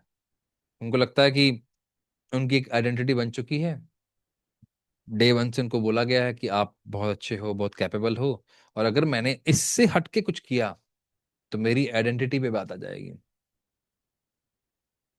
सेफ चलो, रिस्क मत लो। एक जो बनाया गया है, इसीलिए आपने देखा हो स्कूल्स की, अगर मैं बात करूं स्कूल में भी आपने कभी नोट किया हो, जो टीचर्स के फेवरेट बच्चे होते हैं कौन से होते हैं? जो अगेंस्ट नहीं जाते, जो ज्यादा सवाल नहीं पूछते। तो माइंडसेट पे तो आ गया ना कि ज्यादा पंगा लेने की जरूरत है, जो चल रहा है चलने दे भाई, कुछ नहीं है। जैसे गाड़ी चलती है वैसे चलने दे, छेड़छाड़ नहीं करनी है। अब उनको फेवरेट बने रहना है, और फेवरेट बनने के लिए you have to, you understand what I am saying, ठीक है ना? तो आप अपने आप को जज नहीं करवाना चाहते, इसलिए आप क्या चाहते हो, सेफ रहते हो। न्यूरो साइंस के अंदर ना एक बड़ी फैसिनेटिंग सी एक स्टडी हुई है। साइंटिस्ट ने ब्रेन स्कैन किया जब लोगों को कि सोशल रिएक्शन, जो सोशल रिजेक्शन होता है, तो उनको क्या फील होता है जब किसी ने उन्हें जज किया हो, इग्नोर किया हो, डिसमिस किया हो, रिजेक्ट किया हो। तो उनके ब्रेन को एग्जैक्टली वो वाला एरिया एक्टिव हो जाता है जो फिजिकल पेन देता है। कौन सा एरिया? जो फिजिकल पेन देता है, वो वाला एरिया एक्टिव हो जाता है। लोग जज करेंगे तो उनको फिजिकली पेन जैसा महसूस होता है, जैसे चोट लग गई हो। सेम पेन एक्सपीरियंस करते हैं वो। और ये न्यूरो साइंस की रिसर्च है। इसलिए फियर, ये डर इतना रियल लगता है कि डायलॉग सुनने के बाद कि लोग क्या कहेंगे यार, ये फालतू की बात है, तो भी उनके मन से वो डर नहीं जाता। It's a biological problem. तो आगे से आप जब किसी को कहें तो थोड़ा सा सोचिएगा, या आपको लोग कह रहे हैं तो आप अपने आप को भी थोड़ा सा सरेंडर करने की कोशिश कीजिए। इट्स अ बायोलॉजिकल, तो बायोलॉजिकल प्रॉब्लम बातों से जाएगी क्या? बायोलॉजिकल प्रॉब्लम बातों से जाएगी क्या? मेरी बात समझ में आ रही है? ठीक है, तो बायोलॉजिकल प्रॉब्लम उसी तरह से जाएगी जैसे जानी चाहिए। तो आप लोगों में से कितने लोग ऐसे हैं जिनको फियर है, fear of judgement, fear of कि लोग क्या कहेंगे? कितने लोग ऐसे हैं? कमेंट बॉक्स में बताइए। हम्म, ठीक है। तो आपको ये समझ में आ रहा है कि आप अकेले नहीं है? ये तो क्लियर हो रहा है कि आप अकेले नहीं है। अगर आप अकेले नहीं है तो इसका मतलब ये हुआ कि अब इस पे काम तो किया जा सकता है, क्योंकि अगर कोई प्रॉब्लम है तो सॉल्यूशन भी तो होगा। हाँ या नहीं? तो जितने भी लोग अगर सेकंड वाली प्रॉब्लम से हैं, प्रॉब्लम फेस कर रहे हैं कि लोग क्या कहेंगे, फियर ऑफ जजमेंट है, लोग उनके बारे में क्या राय बनाएंगे, तो वो खाली साइकोलॉजिकल प्रॉब्लम नहीं है, वो एक बायोलॉजिकल प्रॉब्लम है। ठीक है, एक बार सोचो, वो काम जो आप करना चाहते थे, सोच के बताना, लेकिन आपने किया ही नहीं क्योंकि आपको लग रहा था कि यार मेरी इमेज गलत हो जाएगी या लोग मुझे जज कर लेंगे। आप कोई भी ऐसा काम हो सकता है, बताइए, और आपने पब्लिक में कभी बताया ही नहीं।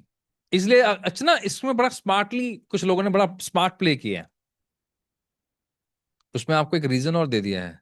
अगर आपने बता दिया कि कर तो वैसे भी नहीं रहे, अगर आपने बता दिया तो लोगों की नजर आपको लग जाएगी। सुना है ये बात? लोगों की नजर आपको लग जाएगी। अगर आपने कोई अच्छी चीज बता दी कि आप करने वाले हो तो लोगों की नजर लग जाएगी। तो हमारे साथ एक आचार्य जी, मैंने उनसे पूछा, मैं क्या ऐसे तो फिर हम घर से कैसे निकलेंगे? हर चीज में नजर लग जाएगी। मैं अगर अच्छी शर्ट पहन के निकलूंगा तो भी नजर लग जाएगी। मैंने अगर रिस्ट वॉच पहनी हुई है तो भी नजर लग जाएगी। मेरे पास गाड़ी होगी तो भी नजर लग जाएगी। फिर क्या करें? बस छुप कर रहें? तो उन्होंने बहुत अच्छा जवाब दिया कि आप अपना ऑरा को स्ट्रांग करोगे, अपने माइंडसेट को स्ट्रांग करोगे तो प्रॉब्लम सॉल्व हो जाएगी ना। नजर किसको लगती है? नजर उसको लगती है जो ऑलरेडी वीक हो। भी ऐसे तो अंबानी साहब ने जब 1,000 करोड़ रुपए लगाए थे तो उनको नजर लगी क्या? हमारे यहाँ पर तो सब कुछ छुप के करना होता है। बुआ चाची ताई से भी छुपाना होता है। तो वहां तो पब्लिक में कर रहे हैं सब कुछ। Are you getting my point? तो नजर वाला जो कॉन्सेप्ट है, आप सोचिए, आप ऐसी कौन सी चीजें हैं जो टाल रहे हैं। चलिए इसके सॉल्यूशन पे बात करते हैं। सॉल्यूशन बहुत सिंपल देता हूं, बहुत सिंपल सॉल्यूशन। जो आपका नर्वस सिस्टम है ना, वो कंडीशन हो रहा है ब्रेन के सामने, को फियर है ना, जो ब्रेन को जो फियर फील हो रहा है, ब्रेन को जो फियर के सामने सर्वाइवल एक्सपीरियंस देना, मतलब छोटे छोटे वो पब्लिक एक्शन लेना। पब्लिक, मैं आपको एक कंटेंट क्रिएटर है, नाम नहीं याद, तो उन्होंने सोशल एंजाइटी को दूर करने के लिए 90 वीडियोस का चैलेंज लिया। वो पब्लिक में कहीं भी जाते हैं, कहीं पे भी, चाय की दुकान पर, रेस्टोरेंट में, कहीं पे भी चले जाते हैं। और सामने वाले, उनको बात करने में हिच होती थी, शर्म आती थी, तो सामने वाले को वो कैमरा पकड़ाते हैं कि भाई मेरा एक वीडियो शूट कर दोगे क्या, मेरी एक फोटो क्लिक कर दोगे क्या। तो इससे वो उन्होंने उस छोटे छोटे एक्शन से अपनी सोशल एंजाइटी को दूर करने की कोशिश करी। आपको ध्यान है, आप में से कितने स्कूल में ऐसा हुआ है कि आपको कोई ना कोई टिकट बेचने के लिए दिया गया कि वो कोई ना कोई कार्निवल लगा रहे हैं तो आप जाइए टिकट बेचिए। हुआ आपके कभी स्कूल में ऐसा कि आपके स्कूल के आसपास कोई कार्निवल मेला टाइप का लग रहा है, उसकी कोई टिकट है 10 20 50 100 रुपए, और आपको कलेक्ट करना है, आपके बच्चों को ऐसा काम मिला हो या आपको मिला हो, ऐसा कभी हुआ है? जैसे मेरे को याद आ रहा है, जब मैं स्कूल में था तब मेरे साथ भी हुआ है। और अक्सर क्या होता था, अक्सर क्या होता है, पेरेंट्स क्या करते हैं, या शायद आप लोगों ने भी किया हो, खुद से पैसे दे दिए, ठीक है यार। लेकिन देखा जाए तो एक कॉन्सेप्ट है आपकी सोशल एंजाइटी को दूर करने का। जाना पड़ेगा घर घर, टिकट की बात करनी पड़ेगी, बेचना पड़ेगा, या आपके घर में कोई ना कोई चंदा मांगने आया हो। क्या आसान है क्या चंदा मांगना? क्या आसान है कि हमारे यहाँ पे जागरण हो रहा है, ये कॉन्सेप्ट हो रहा है? तो ये देखा जाए तो ये सारे एक्शन हैं आपके उस फियर, जो आपको लगता है कि ये डर लग रहा है। मैं कितने सारे ऐसे लोगों को जानता हूं जो बहुत टैलेंटेड हैं, पढ़े लिखे हैं, लेकिन किसी ना किसी कारण से वो जॉब या बिजनेस नहीं कर पाए। तो आज जब इतना बड़ा ईरा चल रहा है कि आप फूड बिजनेस कर लो, कार्ट लगा लो, आज कितने सारे ऐसे एग्जांपल्स हैं जो एक छोटी सी कार्ट से भी लोग महीने का 2 4 लाख रुपए कमा रहे हैं। वो नहीं करते। लोग, मेरे रिश्तेदार क्या कहेंगे, मेरे रिश्तेदार मेरे बारे में बात करेंगे यार, मैं एक छोटी सी रेहड़ी लगाता हूँ। वही वही लोग बाद में कनाडा जाकर वही काम करते हैं। आज यहाँ पर अगर हमारा बच्चा किसी सुपरमार्केट में काम करने चला जाए, किसी कैफेटेरिया में वेटर बनने का काम करे, वही काम वहां जाकर वो बड़ा अच्छा लग रहा है, तो यहाँ पर वही काम खराब हो गया। Are you getting my point? तो मैंने जो समझा, मुझे ऐसा लगता है कि बाहर की कंट्रीज में आपको आपके काम के बेस पर जज नहीं किया जा रहा, हमारे यहाँ पर काम के बेस पे बहुत जज किया जा रहा है। तो जो फियर ऑफ जजमेंट है वो आपको प्रॉब्लम क्रिएट करता है। थर्ड, और एक और है, इमोशनल डिसरेगुलेशन। ये थोड़ा डीप है, ध्यान से सुनना। जब आपकी भावनाएं ही, ये माइंडसेट के ऊपर बात हो रही है, जब आपकी भावनाएं ही आपके कंट्रोल में नहीं है, आपके पास इंटेलिजेंस है, आपके पास ताकत है, आपके पास नॉलेज है, लेकिन आप छोटे से फीडबैक से एंजाइटी क्रिएट हो जाती है, छोटे से शोर से आप डिस्टर्ब हो जाते हैं, छोटी सी बात से आप घबरा जाते हैं। और इस चक्कर में बहुत सारे टैलेंटेड लोग इस ट्रैप में फंस जाते हैं, क्योंकि उन्हें लगता है कि मैं तो टैलेंटेड हूं, मैं इमोशनली स्टेबल हूं। लेकिन ये सच नहीं है। वो इस बात को ही मानने के लिए तैयार नहीं है कि उनको इमोशनल रेगुलेशन सीखना पड़ेगा।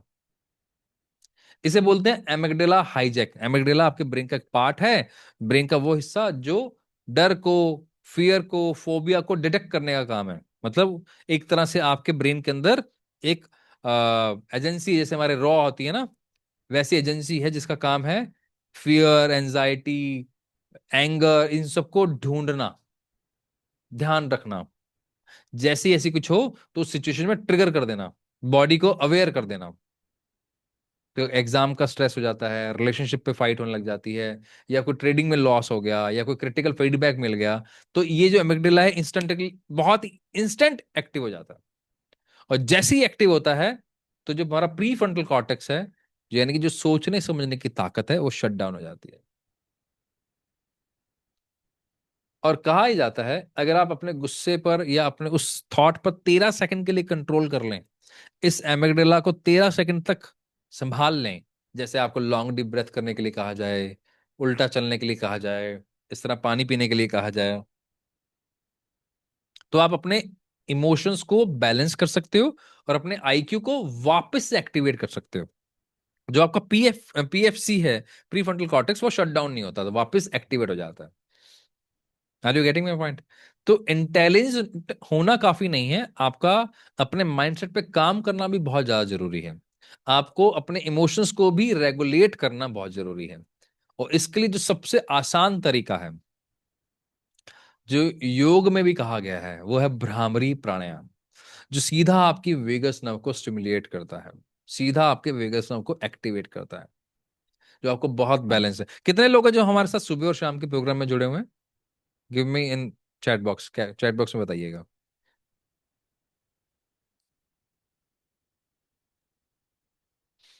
Okay. And what do you feel? आपको क्या लगता है जब आप भ्रामरी प्राणायाम करते हैं, या जब हम सुबह का जब प्रोसेस करते हैं हम गायत्री चैंट के साथ, इन हमें करते हुए मैं आज 7 8 9 दिन हो गए होंगे शायद, जहां तक मुझे याद आ रहा है। तो व्हाट डू यू फील जब आप सुबह करते हो, तो आपका दिन कैसे जाने लगा? क्योंकि 1 2 दिन में तो पता नहीं लगता, लेकिन 7 8 दिन अगर आपने किया तो आपको आइडिया लगेगा। फिर आपकी अगर रात में आपने किया तो क्या होता है? आपके इमोशंस रेगुलेट हो रहे हैं या नहीं हो रहे हैं? सबका अपना अपना एक्सपीरियंस होगा भाई। किसी की प्रोडक्टिविटी अलाइन हो सकती है, किसी का कामनेस बढ़ सकता है, जैसे प्राची में अलाइंड पॉजिटिव एंड काम। ठीक है। किस चीज का पूजा में लिंक शेयर कर दूं? आप डाल देना उसके अंदर। किस चीज का लिए बारे में पूछ रहे हैं? तो आप लोग जब आप भ्रामरी प्राणायाम करते हो, नेचुरली आपका ब्रेन शिफ्ट होता है। ये तो साइंस इस पर कितनी बात कर चुकी है, कितनी बात कर चुकी है। तो आप अपने इमोशंस को रेगुलेट कर लो, प्रॉब्लम सॉल्व हो जाएगा। कर सकते हो? कोई कंफ्यूजन इसके अंदर? तो आप भ्रामरी प्राणायाम कर सकते हो, बॉक्स ब्रीदिंग कर सकते हो। बॉक्स ब्रीदिंग क्या होती है? 4 टाइम काउंट, मतलब इनहेल करना, 4 सेकंड के लिए अंदर होल्ड करना, फिर एक्सहेल करना, बाहर इसको होल्ड करना।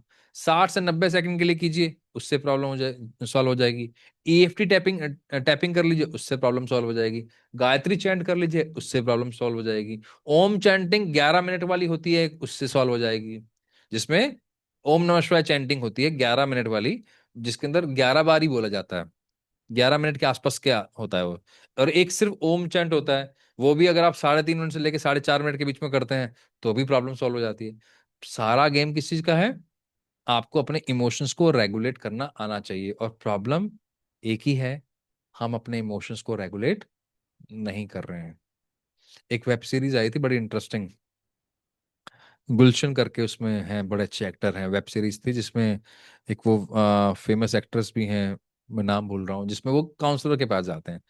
तो जो गुलशन होते हैं ना, वो अपने इमोशंस को रेगुलेट नहीं करते। वो अपने आप को बहुत टैलेंटेड मानते हैं, भाई मेरे को सब आता है, मैं अपनी फैमिली को संभालने की ताकत रखता हूँ, मुझे ऑफिस में मैं सबसे ज्यादा स्मार्ट हूँ, मैं पोजीशन के लिए डिजर्व करता हूँ, मेरे को ही प्रमोशन मिलना चाहिए, मैं इसके लिए डिजर्व करता हूँ, मैं अपने माँ बाप को भी संभाल लूंगा, अपनी बीवी को भी संभाल लूंगा, ऑफिस भी संभाल लूंगा। वो अपने आप को इस तरह मानते हैं।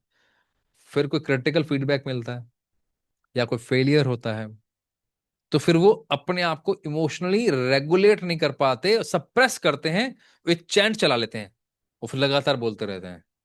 खाली चैंट बोलने से अगर रेगुलेट हो जाता, तो कितने लोग हैं जो नाम जप कर रहे हैं फिर भी परेशान रहते हैं? Are you getting my point? तो उससे नहीं होता, उससे नहीं होता। और देखा गया है, ऐसा बहुत बार देखा गया है, स्पेशली मेल्स के अंदर, जब वो बहुत ज्यादा एंजाइटी में, बहुत ज्यादा प्रेशर में आ जाते हैं और वो इमोशंस को रेगुलेट नहीं कर पाते सिचुएशन को कंट्रोल करने के लिए जो उनके बाहर है, तो या तो वो अपने सबॉर्डिनेट या फिर अपने पार्टनर जहां उसकी चल सके उसको दबाने की कोशिश करते हैं। अगर वो भी ना पॉसिबल हो तो फिर मास्टरबेट करते हैं। क्यों? उनको वो कंट्रोल वाइज सिचुएशन चाहिए। ये बहुत कॉमन पाया गया। इसी वजह से एग्जाम के दिनों में जब स्ट्रेस आता है तो बच्चे इस हैबिट में ज्यादा पड़ते हैं। लेकिन इस पे कोई बात नहीं होती, लोग इसको सिर्फ कनेक्ट कर देते हैं पॉन के साथ। सिर्फ पॉन नहीं है, और बहुत सारे कारण हैं। तो ये आप अपना चेक कीजिएगा। चौथा, डोपामाइन एडिक्शन। ये तो आज के टाइम पर मतलब सबसे रेनाउंड है। डोपामाइन कैसे मिलेगा? थोड़ा सा भी दिक्कत हो रही है, रसगुल्ला खा लिया, आइसक्रीम खा ली, थोड़ी सी कोई और प्रॉब्लम है तो कुछ चलते फिरते कुछ भी खा लिया, 30 मिनट के लिए फोन देख लिया, मतलब छोटी छोटी चीजों में हम इतना चीप डोपामाइन की तरफ चले गए कि हमें लगता है कि यही काम करना है। तो हमने जो सारी एनर्जी थी वो हमने इस डोपामाइन को रिलीज करने में लगा दी। इस केमिकल की वजह से जो आपको आगे मोटिवेट करता, उस केमिकल को आपने पहले ही ट्रिगर कर दिया, पहले रिलीज कर दिया। तो फिर क्या हुआ? आप एक्शन लेने के लिए बचा ही नहीं अब। और जितने भी रील्स देखते हैं, शॉर्ट्स देखते हैं, मीम्स देखते हैं, चलते फिरते कुछ भी खा लेते हैं, वो डोपामाइन मशीन बन जाते हैं। और ये छोटी छोटी चीजें आपको आगे बढ़ने से रोकती हैं। और उसका एक नया नाम और है, शायद आपने सुना हो, इसे बोलते हैं पॉपकॉर्न ब्रेन। सुना है आपने? Popcorn brain. ठीक है ना, छोटी छोटी चीजों पे फटता रहता है, टक टक टक चलता रहेगा, छोटी छोटी चीजों पे स्टिमुलेट हो जाएगा। कुछ भी इधर से उधर हुआ ना, तो उसको बैलेंस करने के लिए कुछ ना कुछ करने लग जाएगा। ब्रेन पॉपकॉर्न की तरह ना सिर्फ high heat, quick burst stimulation चाहता है। ठीक है ना? तो जैसे मिला तो डीप स्लो मीनिंगफुल काम को रिजेक्ट कर देगा। क्या पॉपकॉर्न कैसा होगा? पॉपकॉर्न को कितनी देर लगती है? एक दाल बनाने में कितनी देर लगती है? और एक पॉपकॉर्न को कितनी देर लगती है? तो थोड़ा सा हीट मिलते ही पॉपकॉर्न बर्स्ट हो जाता है, स्टिमुलेट हो जाता है। ऐसे में जब आपने इसको डोपामाइन को एडिक्शन दे दिया आपने, तो उससे कहां से प्राणायाम हो जाएंगे? कहां से उससे नाम जप हो जाएगा? तो नाम जप वाले कई, जो मैं किसी को क्रिटिसाइज नहीं कर रहा हूं, लेकिन उन लोगों को जरूर कर रहा हूं जो ऐसे करते हैं। जैसे आंखें से घूरते रहेंगे, क्या कर रहा है, क्या कर रहा है, वो यहाँ से नाम जप चल रहा है, ओम नमः शिवाय, ओम नमः शिवाय, राधा राधा राधा राधा, ओम नमः शिवाय, और यहाँ से घूर रहे हैं। ठीक है, वहां से टीवी पे ध्यान दे रहे हैं, ओम नमः शिवाय, और टीवी में कुछ सीन चल रहा है, वहां पे कोई मर्डर का सीन चल रहा है, या कोई रोमांटिक सीन चल रहा है, या कोई और सीन चल रहा है, और यहाँ से नाम जप चल रहा है। अरे भाई, कैसे पॉसिबल है? पॉसिबल है क्या? तो फिर हम क्या कहते हैं, भाई हम तो इतना कुछ कर रहे थे, ये तो पूजा पाठ वाला आदमी था, इसके साथ ऐसे कैसे हो सकता है? तो चेक योरसेल्फ। ठीक है, तो ये आप अगर पॉपकॉर्न ब्रेन के हैबिट हो जाएंगे, तो आप डीप में कभी भी प्राणायाम ही नहीं कर पाएंगे। एक लॉन्ग डीप ब्रेथ करने के लिए बोल दूंगा ना, सिर्फ 10 सेकंड के लिए होल्ड करने के लिए अगर मैं बोल दूं, तो उनकी जान निकल जाएगी। क्योंकि उसके लिए ब्रेन अब एक्टिव ही नहीं रहा, उसको ओवर स्टिमुलेशन, फास्ट स्टिमुलेशन की आदत हो चुकी है। तो इसमें अष्टांग योग में स्पेशली कहा जाता है कि आपको डोपामाइन डिटॉक्स करना चाहिए। प्रत्याहारा, प्रत्याहारा की यहां बात होती है, कुछ चीजों को छोड़ना, उस पर संकल्प रखना, और अपनी सांसों को रेगुलेट कर लिया, अगर आपने उसको लंबी गहरी कर लिया, तो प्रॉब्लम सॉल्व हो सकती है। इसका तरीका क्या हो सकता है? प्रत्याहारा में एक और काम हो सकता है।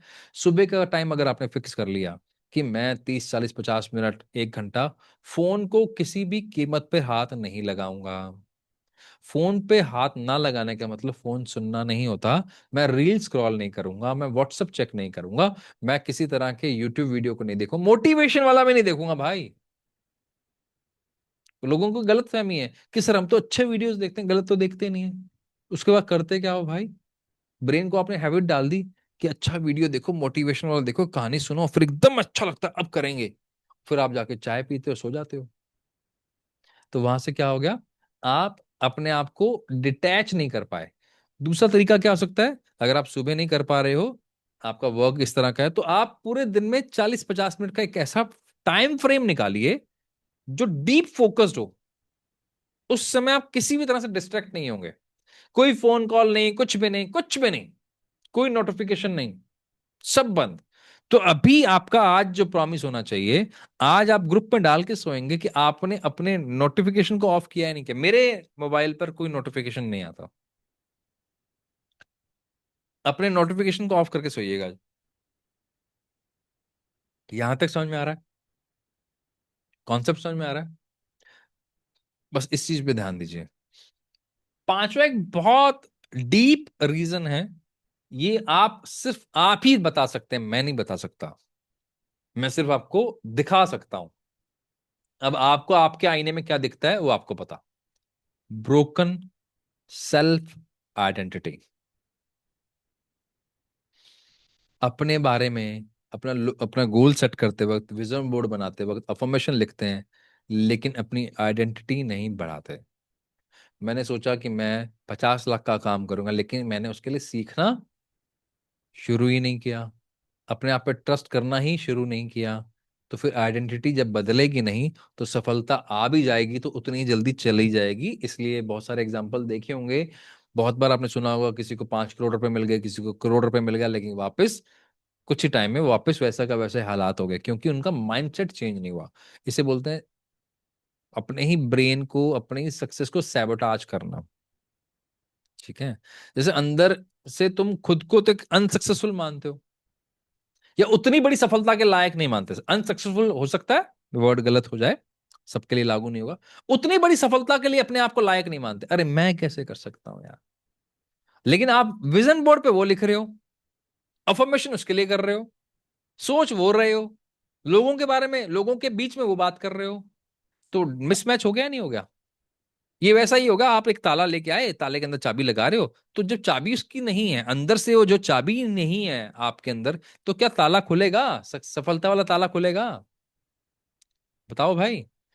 तो अलाइनमेंट नहीं है तो कैसे खुलेगा?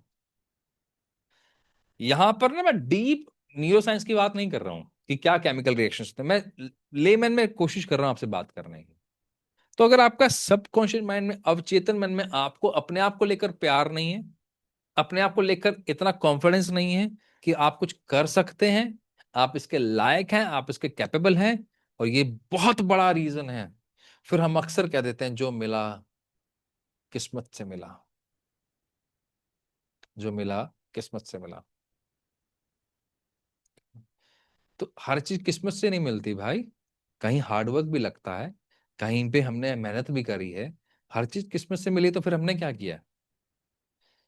बड़ा एक अच्छा सा इंटरेस्टिंग सा एक इंटरव्यू था MS धोनी का, मंदिरा बेदी सामने बैठी थी, तो कोई बात चली, एग्जैक्ट मुझे वर्ड टू वर्ड याद नहीं आ रहा, लेकिन वो बात थी कोई, आपको सबसे बढ़िया गिफ्ट क्या मिला है, तो बोलती कि आप धीरे से बोल दो कि आपकी बेटी। तो धोनी साहब बोलते नहीं भाई, it's a hard work, it's not a gift. ठीक है ना? तो द पॉइंट इज कि आप हर चीज को, अगर आपने यही मान लिया, देखिए शुक्राना करना एक अलग बात है, शुक्राना करने के लिए मना नहीं है, लेकिन अगर आप ये सोच रहे हैं कि सब कुछ आप जिसके लायक नहीं थे तब भी वो आपको उतना मिल गया, अपने आप मिल, ऐसा नहीं होता। तो सेल्फ सैबोटाज मत करो। कौन कौन करता है कमेंट बॉक्स में, लिखना चाहो तो लिख सकते हो, मैं बोलूंगा नहीं, वो आप अपने हिसाब से देखिए अगर आपको लगता है। ठीक है? तो आप अपने अवचेतन मन पे काम कीजिए, जितना आपका अवचेतन मन में ये रहेगा कि मैं स्ट्रगलर हूं, मैं तो मुझे सफलता लेट मिलती है, मेरे साथ अच्छे लोग नहीं हैं, मैं काम तो शुरू करता हूँ लेकिन ना मैं पूरा नहीं कर पाता। बड़े लोग ना बड़े पिटी फेस बना के बोलते हैं, यार क्या करूं यार, कर नहीं पाता यार, मुझे ना प्यार भी नहीं मिला, अच्छे माँ बाप भी नहीं मिले, गर्लफ्रेंड मिली थी वो भी छोड़ के चली गई, क्या करूं? तो ये जो आपका पैटर्न अंदर बना रहेगा, तो वो बाहर आपको सफलता कैसे दे देगा? संभव ही नहीं है, संभव ही नहीं है। तो टैलेंटेड लोगों के अंदर ये अक्सर देखा गया है, वो अपने आप को सेल्फ सैबोटाज भी कर लेते हैं। उनको पता होता है वो कुछ नया बिजनेस शुरू करने जा रहे हैं, अच्छा करने की सोच भी रहे हैं, उसके लिए सारी व्यवस्था भी कर ली, लेकिन एक छोटी सी आर्गुमेंट होती है और सारी चीजें चेंज हो जाती हैं, एक छोटी सी आर्गुमेंट से। वो कंसिस्टेंट नहीं रह पाते, लगातार काम नहीं कर पाते, अपने अंदर की आइडेंटिटी को चेंज नहीं कर पाते। तो आपको इसको अगर दूर करना है, तो आई पर्सनली प्रेफर, जो मेरी लाइफ में जिसने मेरे को बहुत बड़ा हेल्प किया, वो है एसोसिएशन, एनवायरनमेंट। आप कितना भी अच्छा सोच लीजिए, अगर आपके मन के अंदर बहुत डीप थॉट बैठे हुए हैं ना, तो आप घबरा जाओगे। लेकिन अगर मैं ऐसी तरह के किसी ग्रुप में हूं, ऐसी एसोसिएशन में हूं जहां पर इसका ऑप्शन ही नहीं है, तो वो डीप थॉट कभी बाहर निकल के आएगा क्या? क्यों? क्योंकि जैसे वो बाहर आने लगेगा कि आप गलत हो, इतने में सामने वाला बताएगा, यार मेरे साथ ऐसा ऐसा हुआ था, फिर मैंने ये एक्शन लिया, तो आपको इन इमीडिएटली रिजल्ट मिल गया। अच्छा, मेरे मन में भी थॉट था कि यार मैंने ना तब बिजनेस शुरू किया था और मेरा फेल हो गया था, और फिर मेरे पास ऐसे ऐसे कर्जा भी चढ़ गया, घर वालों की भी चार बातें सुनने को मिली, और फैमिली भी मुझसे नाराज होकर चली गई, तो अब, तो सामने वाले ने इसका सोल्यूशन बता दिया। तो डीप थॉट को क्या मिल गया? रेगुलेशन। तो अवचेतन मन में क्या बैठा कि प्रॉब्लम को सॉल्व किया जा सकता है। तो आपके लिए इसमें जो सबसे इंपॉर्टेंट है वो है एसोसिएशन। दूसरा एक और है, वो है विजुअलाइजेशन। विजुअलाइज जितना आप स्ट्रांगली करेंगे, जितना आप स्ट्रांग विजुअलाइज करेंगे, कितना सही तरीके से करेंगे, छोटा छोटा विजुअलाइजेशन, इतना इतना सब। अच्छा, मैं आपसे एक सिंपल सवाल पूछता हूं, आपको क्या लगता है, अपने ब्रेन को ट्रेन करने के लिए या अपनी आइडेंटिटी को चेंज करने के लिए कितने दिन का समय लगता है आपके अनुसार?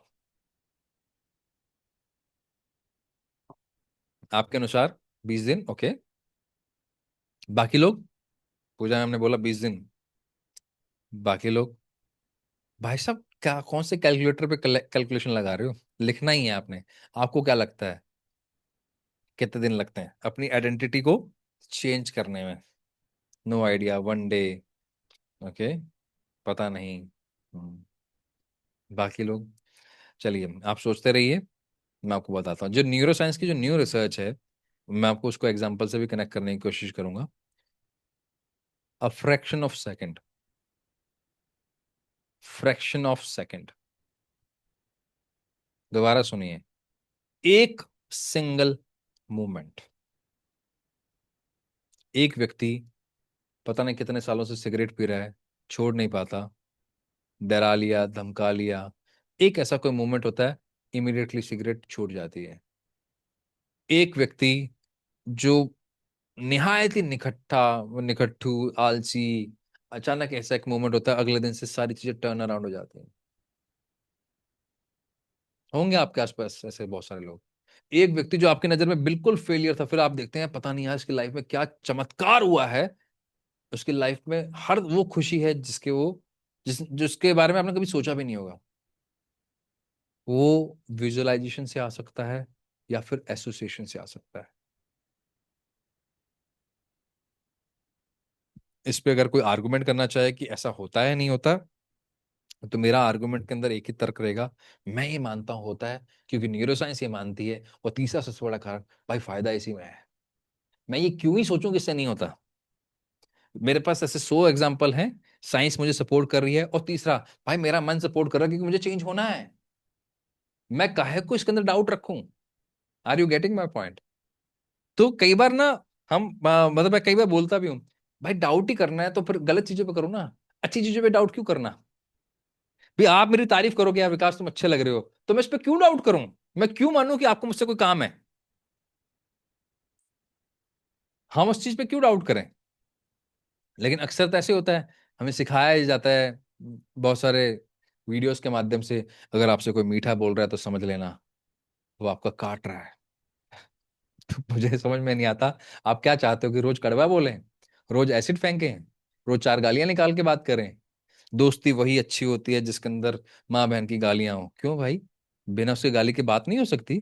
ये कहाँ लिखा हुआ है, ये कहाँ लिखा हुआ है। हमारे एक मित्र हैं सुमित मिश्रा जी, मुझे याद नहीं आता वो मेरी ही उम्र के हैं, कि उनके मुंह से कभी मैंने अनजाने में भी गाली सुनी हो।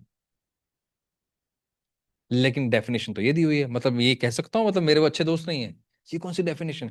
तो पॉइंट इज, अगर आपको रखना है दिमाग में तो इस चीज पे रखिए कि आप अच्छी चीजों पे डाउट ना करें। इसको दूर करने के लिए एक ही इलाज है, प्रैक्टिकल इलाज है, एसोसिएशन, संग, एसोसिएशन। इसलिए सत्संग, सत्य का मतलब यहाँ पे कीर्तन करना या सिर्फ भजन करना नहीं होता, आप किस एसोसिएशन में हैं आप वैसे हो जाएंगे एज पर न्यूरोसाइंस। ठीक है, और विजुअलाइजेशन। थर्ड है रॉन्ग एनवायरनमेंट, जिसकी हम बात कर रहे थे। रॉन्ग एनवायरनमेंट का मतलब ये हो गया, अब मैं मान लीजिए शिमला जाऊं, हिमाचल जाऊं, वहां से सेब के बीज ले आऊं, और इस गर्मी के अंदर, मैं राजस्थान से बिलोंग करता हूं और अभी नोएडा रहता हूं, और इस गर्मी के अंदर मान लो मैं यहाँ लगा दूं, तो क्या सेब हो जाएंगे क्या। केसर की जो जो खेती होती है, क्या वो यहाँ पे हो, एनवायरनमेंट तो चाहिए ना। कैसे हो जाएगा। मतलब मैं स्ट्रांग हूं, एनवायरनमेंट से क्या फर्क पड़ता है। ये ना निहायत ही बेवकूफी वाली बात है। पड़ता है, ठीक है, बहुत फर्क पड़ता है। ठीक, कुल लाखों में एक एग्जांपल निकाल के ले आए, वो स्ट्रीट लाइट के नीचे पढ़कर भी वहां तक पहुंच गया, तो तुम क्यों नहीं जा सकते भाई। ये कोई बात थोड़ी ना हुई। इसका मतलब ये हुआ कि मेरे पास अगर सुविधाएं हैं तो मैं भी स्ट्रीट लाइट पे चला जाऊं। इसका मतलब ये हुआ क्या। नहीं ना। एनवायरमेंट का रोल है, बहुत बड़ा रोल है। ठीक है? बहुत सारे ऐसे लोग हैं जिनको लगता है कि जब तक मेरी लाइफ में कोई कमी नहीं आएगी तब तक वो सफलता का जो मजा है वो समझ में नहीं आएगा। ऐसा गलत है।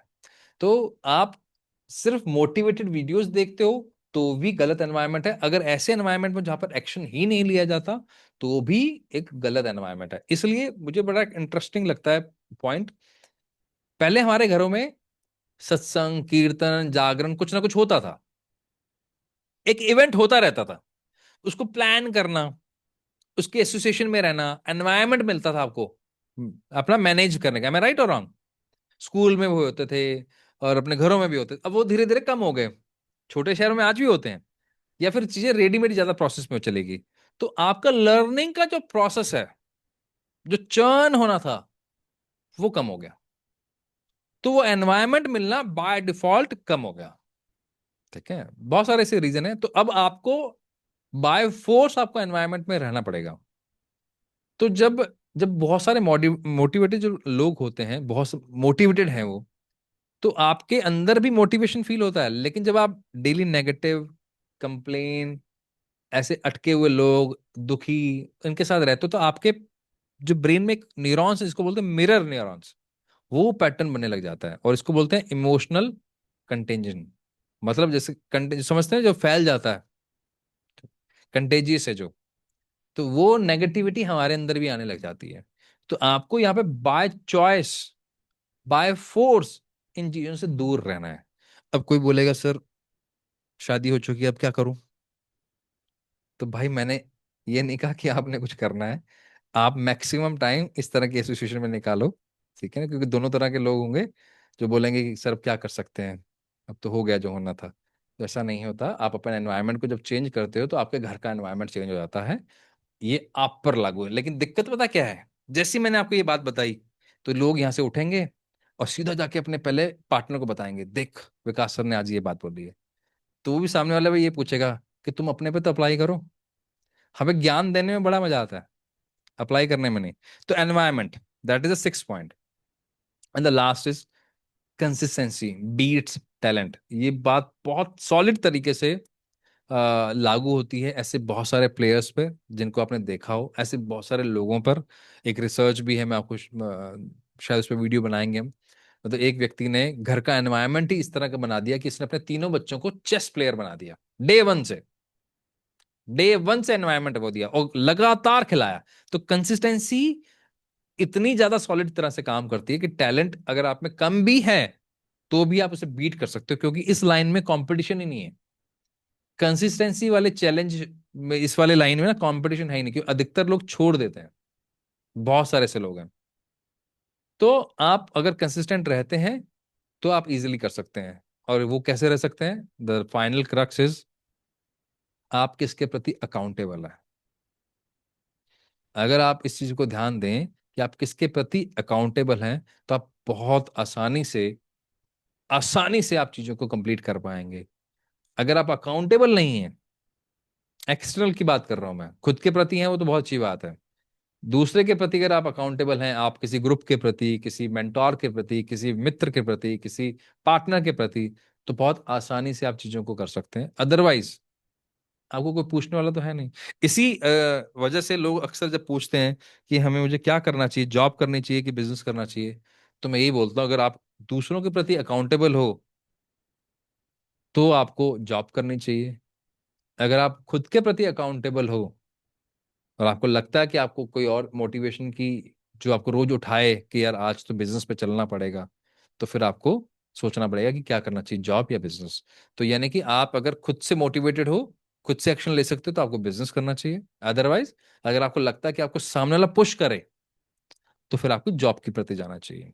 इसमें टैलेंट नहीं, कंसिस्टेंसी काम करती है। This is all about, there are the seven reasons जिसपे हमने सॉल्यूशन के साथ बात करी है। द ब्रेन जानो, लाइफ बदलो, and the seven reason why the talented peoples get failed in their life. आपके साथ ये चैलेंज ना हो, आप हमारे सुबह और शाम वाले वर्कशॉप में आ सकते हैं। हम खाली से मेडिटेशन नहीं बोलते, क्योंकि उसमें प्राणायाम भी है, उसके अंदर मेडिटेशन भी है, विजुअलाइजेशन भी है, बहुत सारी चीजें हैं। उसमें आप आ सकते हो। ठीक है, कैसा लगा ये सेशन आप कमेंट बॉक्स में जरूर बताइएगा, और स्पेशली ग्रुप के अंदर जरूर बताइएगा। जिन लोगों ने इसे मिस किया है वो अगली बार मिस ना करें। ठीक है, जी यश बताइए। Hello sir. सर एक बार फिर से सेशन बहुत ज़्यादा हेलो, हेल्पफुल रहा। हेलो सर, आवाज़ आ रही है ना आवाज मेरी? नहीं आ रही आपकी। आवाज़ नहीं आ रही? अभी तो हेलो क्लियर हेलो होगी हेलो ना? हेलो। हाँ सर, अभी तो क्लियर होगी ना? Okay, I don't know why I am not, सबको आवाज आ रही है, मुझे नहीं आ रही। अभी तो क्लियर होगी ना सर आवाज़ मेरी? हम लोग को आ रही है सर। मुझे लगता है यहाँ से कोई प्रॉब्लम है, एक मिनट रुकिए।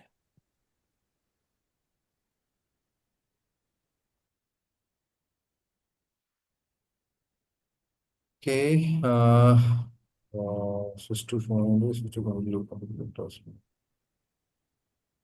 मुझे मेरी आवाज नहीं, मतलब आप लोगों की आवाज नहीं आ रही है, शायद कुछ टेक्निकल इशू होगा। ओके। हाँ यस, अभी बोलिए। हाँ सर, अभी आवाज़ आ रही है मेरी? अब आ रही है। जी सर। सर एक बार फिर से थैंक यू वेरी मच, ये सेशन फिर से बहुत हेल्पफुल रहा। सर आपने जो एक एग्जांपल दिया कि संकल्प, जैसे कि पुराने जमाने में ऋषि मुनि हुआ करते थे, उन्होंने वचन दे दिया या उन्होंने किसी को ब्लेस कर दिया या जो भी, तो वो खुद ही अपने आप में सिद्ध हो जाता था, वो अपने आप ही फ्रुक्टिफाई हो जाता था। और मेरे ख्याल से जो मैनिफेस्टेशन की बात करी जाती है वो भी कुछ इसी प्रिंसिपल पे चलती है। क्या ये बात सही है सर? मेरी अगर वाणी में प्रभाव है तो सामने वाले को भी सुननी पड़ेगी ना मेरी बात। सर लेकिन अगर जिस सामने वाले को हम मैनिफेस्ट करना चाहते हैं उससे झगड़ा हो गया हो, लेकिन फिर भी हम उससे वापस पाना चाहते हैं तो? वो डिपेंड करेगा सामने वाले की क्या इच्छा रखता है, और आपकी उस ख्वाहिश में कितनी आ, क्या कहेंगे, ईमानदारी है, कितना ऑनेस्ट है आप उसको लेकर। और अगर वो आपके लिए बेस्ट होगा, वापस आएगा, क्यों नहीं आएगा। ओके।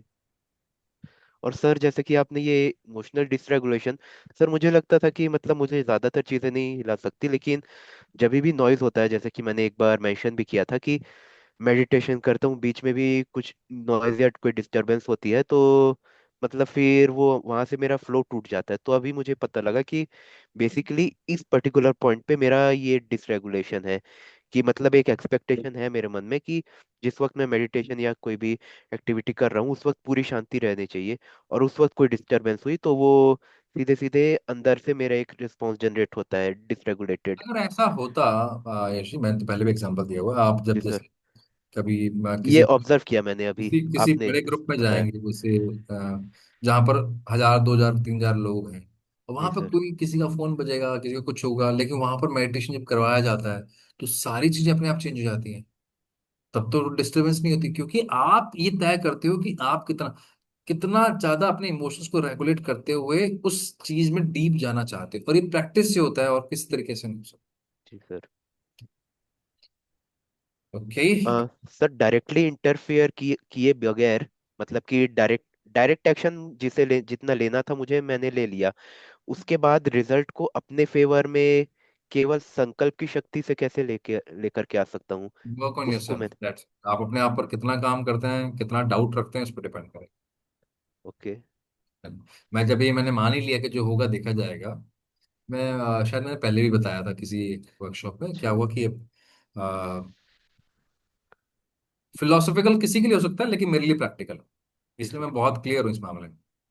तो उनके यहाँ पर कोई मेडिकल इमरजेंसी आई, कोई बात चली पैसों की, कि खर्चा आने वाला है। वो पैसा ठीक कमाते हैं, उनके मन में 2-3 बार निकला कि यार पैसे का आएगा, 8-10 लाख का खर्चा हो सकता है। तो सामने एक बहुत समझदार बुजुर्ग व्यक्ति बैठे थे, उन्होंने एक अच्छी बात बोली कि आप कौन होते हैं इस बात को तय करने वाले कि आप पैसा खर्च करने वाले। आपसे करवाया जाएगा, आपको उस लायक बनाया जाएगा, और आप अगर इस इंटेंट से खर्च करेंगे कि हाँ यार जो होगा ठीक होगा, दिख जाएगी जो भी होगा, और आपका इंटेंट सही रहेगा, तो चीजें अपने आप रेगुलेट होती। और इसके हजारों लाखों एग्जांपल्स हैं। अगर किसी के पास ये काउंटर हो सकता है कि नहीं सर ऐसा नहीं होता, तो मेरे पास ऐसे हजारों एग्जांपल्स हैं जिनको मैंने देखा है। बहुत सारे ऐसे लोग बोलते हैं पता नहीं सर, जब भी कोई दिक्कत आती है ना, पैसे अपने आप आ जाते हैं। ठीक है, चलिए अब ओके। नेक्स्ट क्वेश्चन लेंगे। जैसे पूजा मैम बताइए। Thank you sir.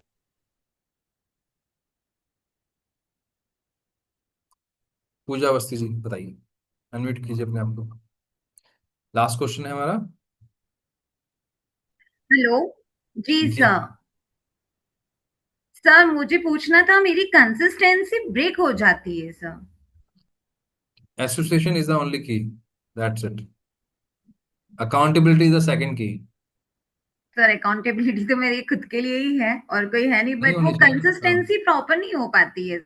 खुद के लिए क्यों रखनी है? जब आप, अब जब मान लीजिए, अब जैसे कोई होता है ना बच्चा, जब 2-2.5 साल का होता है, जब वो या उससे छोटा जब चलना सीखता है या जब वो लिखना सीखता है, तो उसको कोई ना कोई हेल्पिंग हैंड मिलता है, नहीं मिलता? उसको जब मिलता है, उसको जब जी चाहिए, सर। तो हम भी तो उसी उम्र में है अभी। कि अगर मान लीजिए मैं किसी काम को उतने क्लैरिटी के साथ, उतनी कंसिस्टेंसी के साथ नहीं कर पा रहा हूं, मतलब मैं उसमें भी बच्चा हूं, तो मुझे हेल्प चाहिए, तो मैं किसी का हाथ पकड़ लूं। किसका? जो मेरे से बड़े हैं, जो इस रास्ते पर चल चुके हैं, that's it. Thank you so much sir. My pleasure. Jitendra ji, BMT के लिए आप को नंबर में ड्रॉप कर देता हूँ। देखिए, एक हमारा सुबह और शाम का बैच चलता है, जिसको ज्वाइन करना है वो कर सकता है। सुबह का नाम है थिंक एंड ग्रो, शाम का नाम है स्लीप एंड ग्रो। हम ये मानते हैं कि अगर आप सुबह और शाम को सेट कर लें तो आपकी मैक्सिमम प्रॉब्लम दूर हो जाती है। जो लोग ज्वाइन कर चुके हैं वो शायद अपना एक्सपीरियंस शेयर कर पाएंगे, अभी तक हमने लिया नहीं, आइडिया नहीं कि उनका क्या एक्सपीरियंस है। लेकिन जो हमें हमारी गट फीलिंग बोलती है कैसे ज्वाइन कर सकते हैं, वो लिंक मैं शेयर करवा देता हूँ आपको। तो लिंक अभी शेयर हो जाएगा आपके पास 1 मिनट में चैट बॉक्स के अंदर ही। और जो हमारी टीम का नंबर है मैंने शेयर कर दिया है, इट्स 9311292473। वहाँ पर आपको कोई ब्रेन मैपिंग टेस्ट के बारे में पूछना है, वॉट एवर जो भी आप पूछना चाहते हैं वहां पे आप पूछ सकते हैं। ठीक है ना, ग्रुप के बारे में। अच्छा, इसका बंडल ऑफर भी है। What is a bundle offer? That's means अगर आप सुबह और शाम का इकट्ठा ज्वाइन करना चाहते हैं तो भी आप ज्वाइन कर सकते हैं, and that is on discount of 30%। ठीक है, उसका पर्पज यह है कि अगर आप सुबह और शाम आते हैं, हम भी समझते हैं इन चीजों को, कि आप एक बार में अगर 3,000 रुपये देंगे तो आपको लग सकता है। लेकिन इसलिए हमने कंबाइन निकाल दिया सुबह और शाम। अगर आप सुबह भी अपनी सही कर लेते हो, शाम को भी अपनी सही कर लेते हो, तो आपका सबकॉन्शियस माइंड अपने आप वायर हो जाता है। ये मैंने बंडल ऑफर का दे दिया। किसी ने एक ही प्रोग्राम ज्वाइन करना है सुबह या शाम का, तो वो भी मैं दे देता हूँ। ठीक है, मैंने शेयर कर दिया दोनों लिंक। तो 2100 में आप दोनों ज्वाइन कर सकते हैं। It's a full month workshop. Saturday Sunday हमारा ऑफ होता है, सुबह 35 मिनट और शाम को 40 मिनट, ये प्रोसेस रहता है। बाकी ये सीरीज जो हमारी चल रही है दैट इज कॉल्ड ब्रेन जानो लाइफ बदलो। आई होप आप लोगों को मदद कर रही होगी। आपका बस एक काम है, जो हमें आपसे सपोर्ट चाहिए। ये चीज़ों को आप लोगों तक शेयर कीजिए, उनको अवेयर कीजिए, जिससे वो अपनी लाइफ को बदलें। क्योंकि मैं ये मानता हूँ, और मैं आपसे चैट बॉक्स में इसके लिए सपोर्ट भी मांगूंगा। क्या आप भी ये मानते हैं कि अगर मेरे आसपास का एनवायरनमेंट ही अगर सारा सही हो जाए तो मैं अपने आप सेफ फील करूंगा, अपने आप ग्रोथ के लिए काम करना शुरू करूंगा? तो उसी मुहिम, उसी मिशन पे चल रहे हैं कि जितने लोग अपने ब्रेन को जानेंगे, अपनी लाइफ बदलेंगे, बाय डिफॉल्ट हमारी भी लाइफ बदल जाएगी। हाँ या नहीं? है ना? तो मैं तो इसी चीज को मानता हूँ, और इसी चीज पे काम कर रहा हूँ, उसी में मजा आ रहा है। बाकी आप अपनी अपनी लाइफ जी रहे हैं। ठीक है, तो किसी को ज्वाइन करना हो, मैंने लिंक डाल दिया है। ये डेली चलता है बैच, आप आइए और सुबह और शाम को ज्वाइन कीजिए। ठीक है, thank you so much. Sir, आपसे मिलना फॉर सम रीजन। सर, आप प्रियंका मैम से बात कर लीजिएगा। वो मेरा कैलेंडर वही देखती हैं, कब कहाँ मिलना है, कहाँ जाना है। तो हमारी चाबी उनके पास दे रखी है, तो उनको भी पूछ लीजिएगा, वो बता देंगे कैलेंडर में, है ना? तो सारा जो फॉर्मेलिटीज होती हैं वो हमें बता देंगे। बाकी हम ऑनलाइन मिलते रहते हैं, इस तरह की वर्कशॉप होते रहती हैं। तो आप आइए, मिलिए। ठीक है, thank you so much, bye bye, take care, नमस्कार।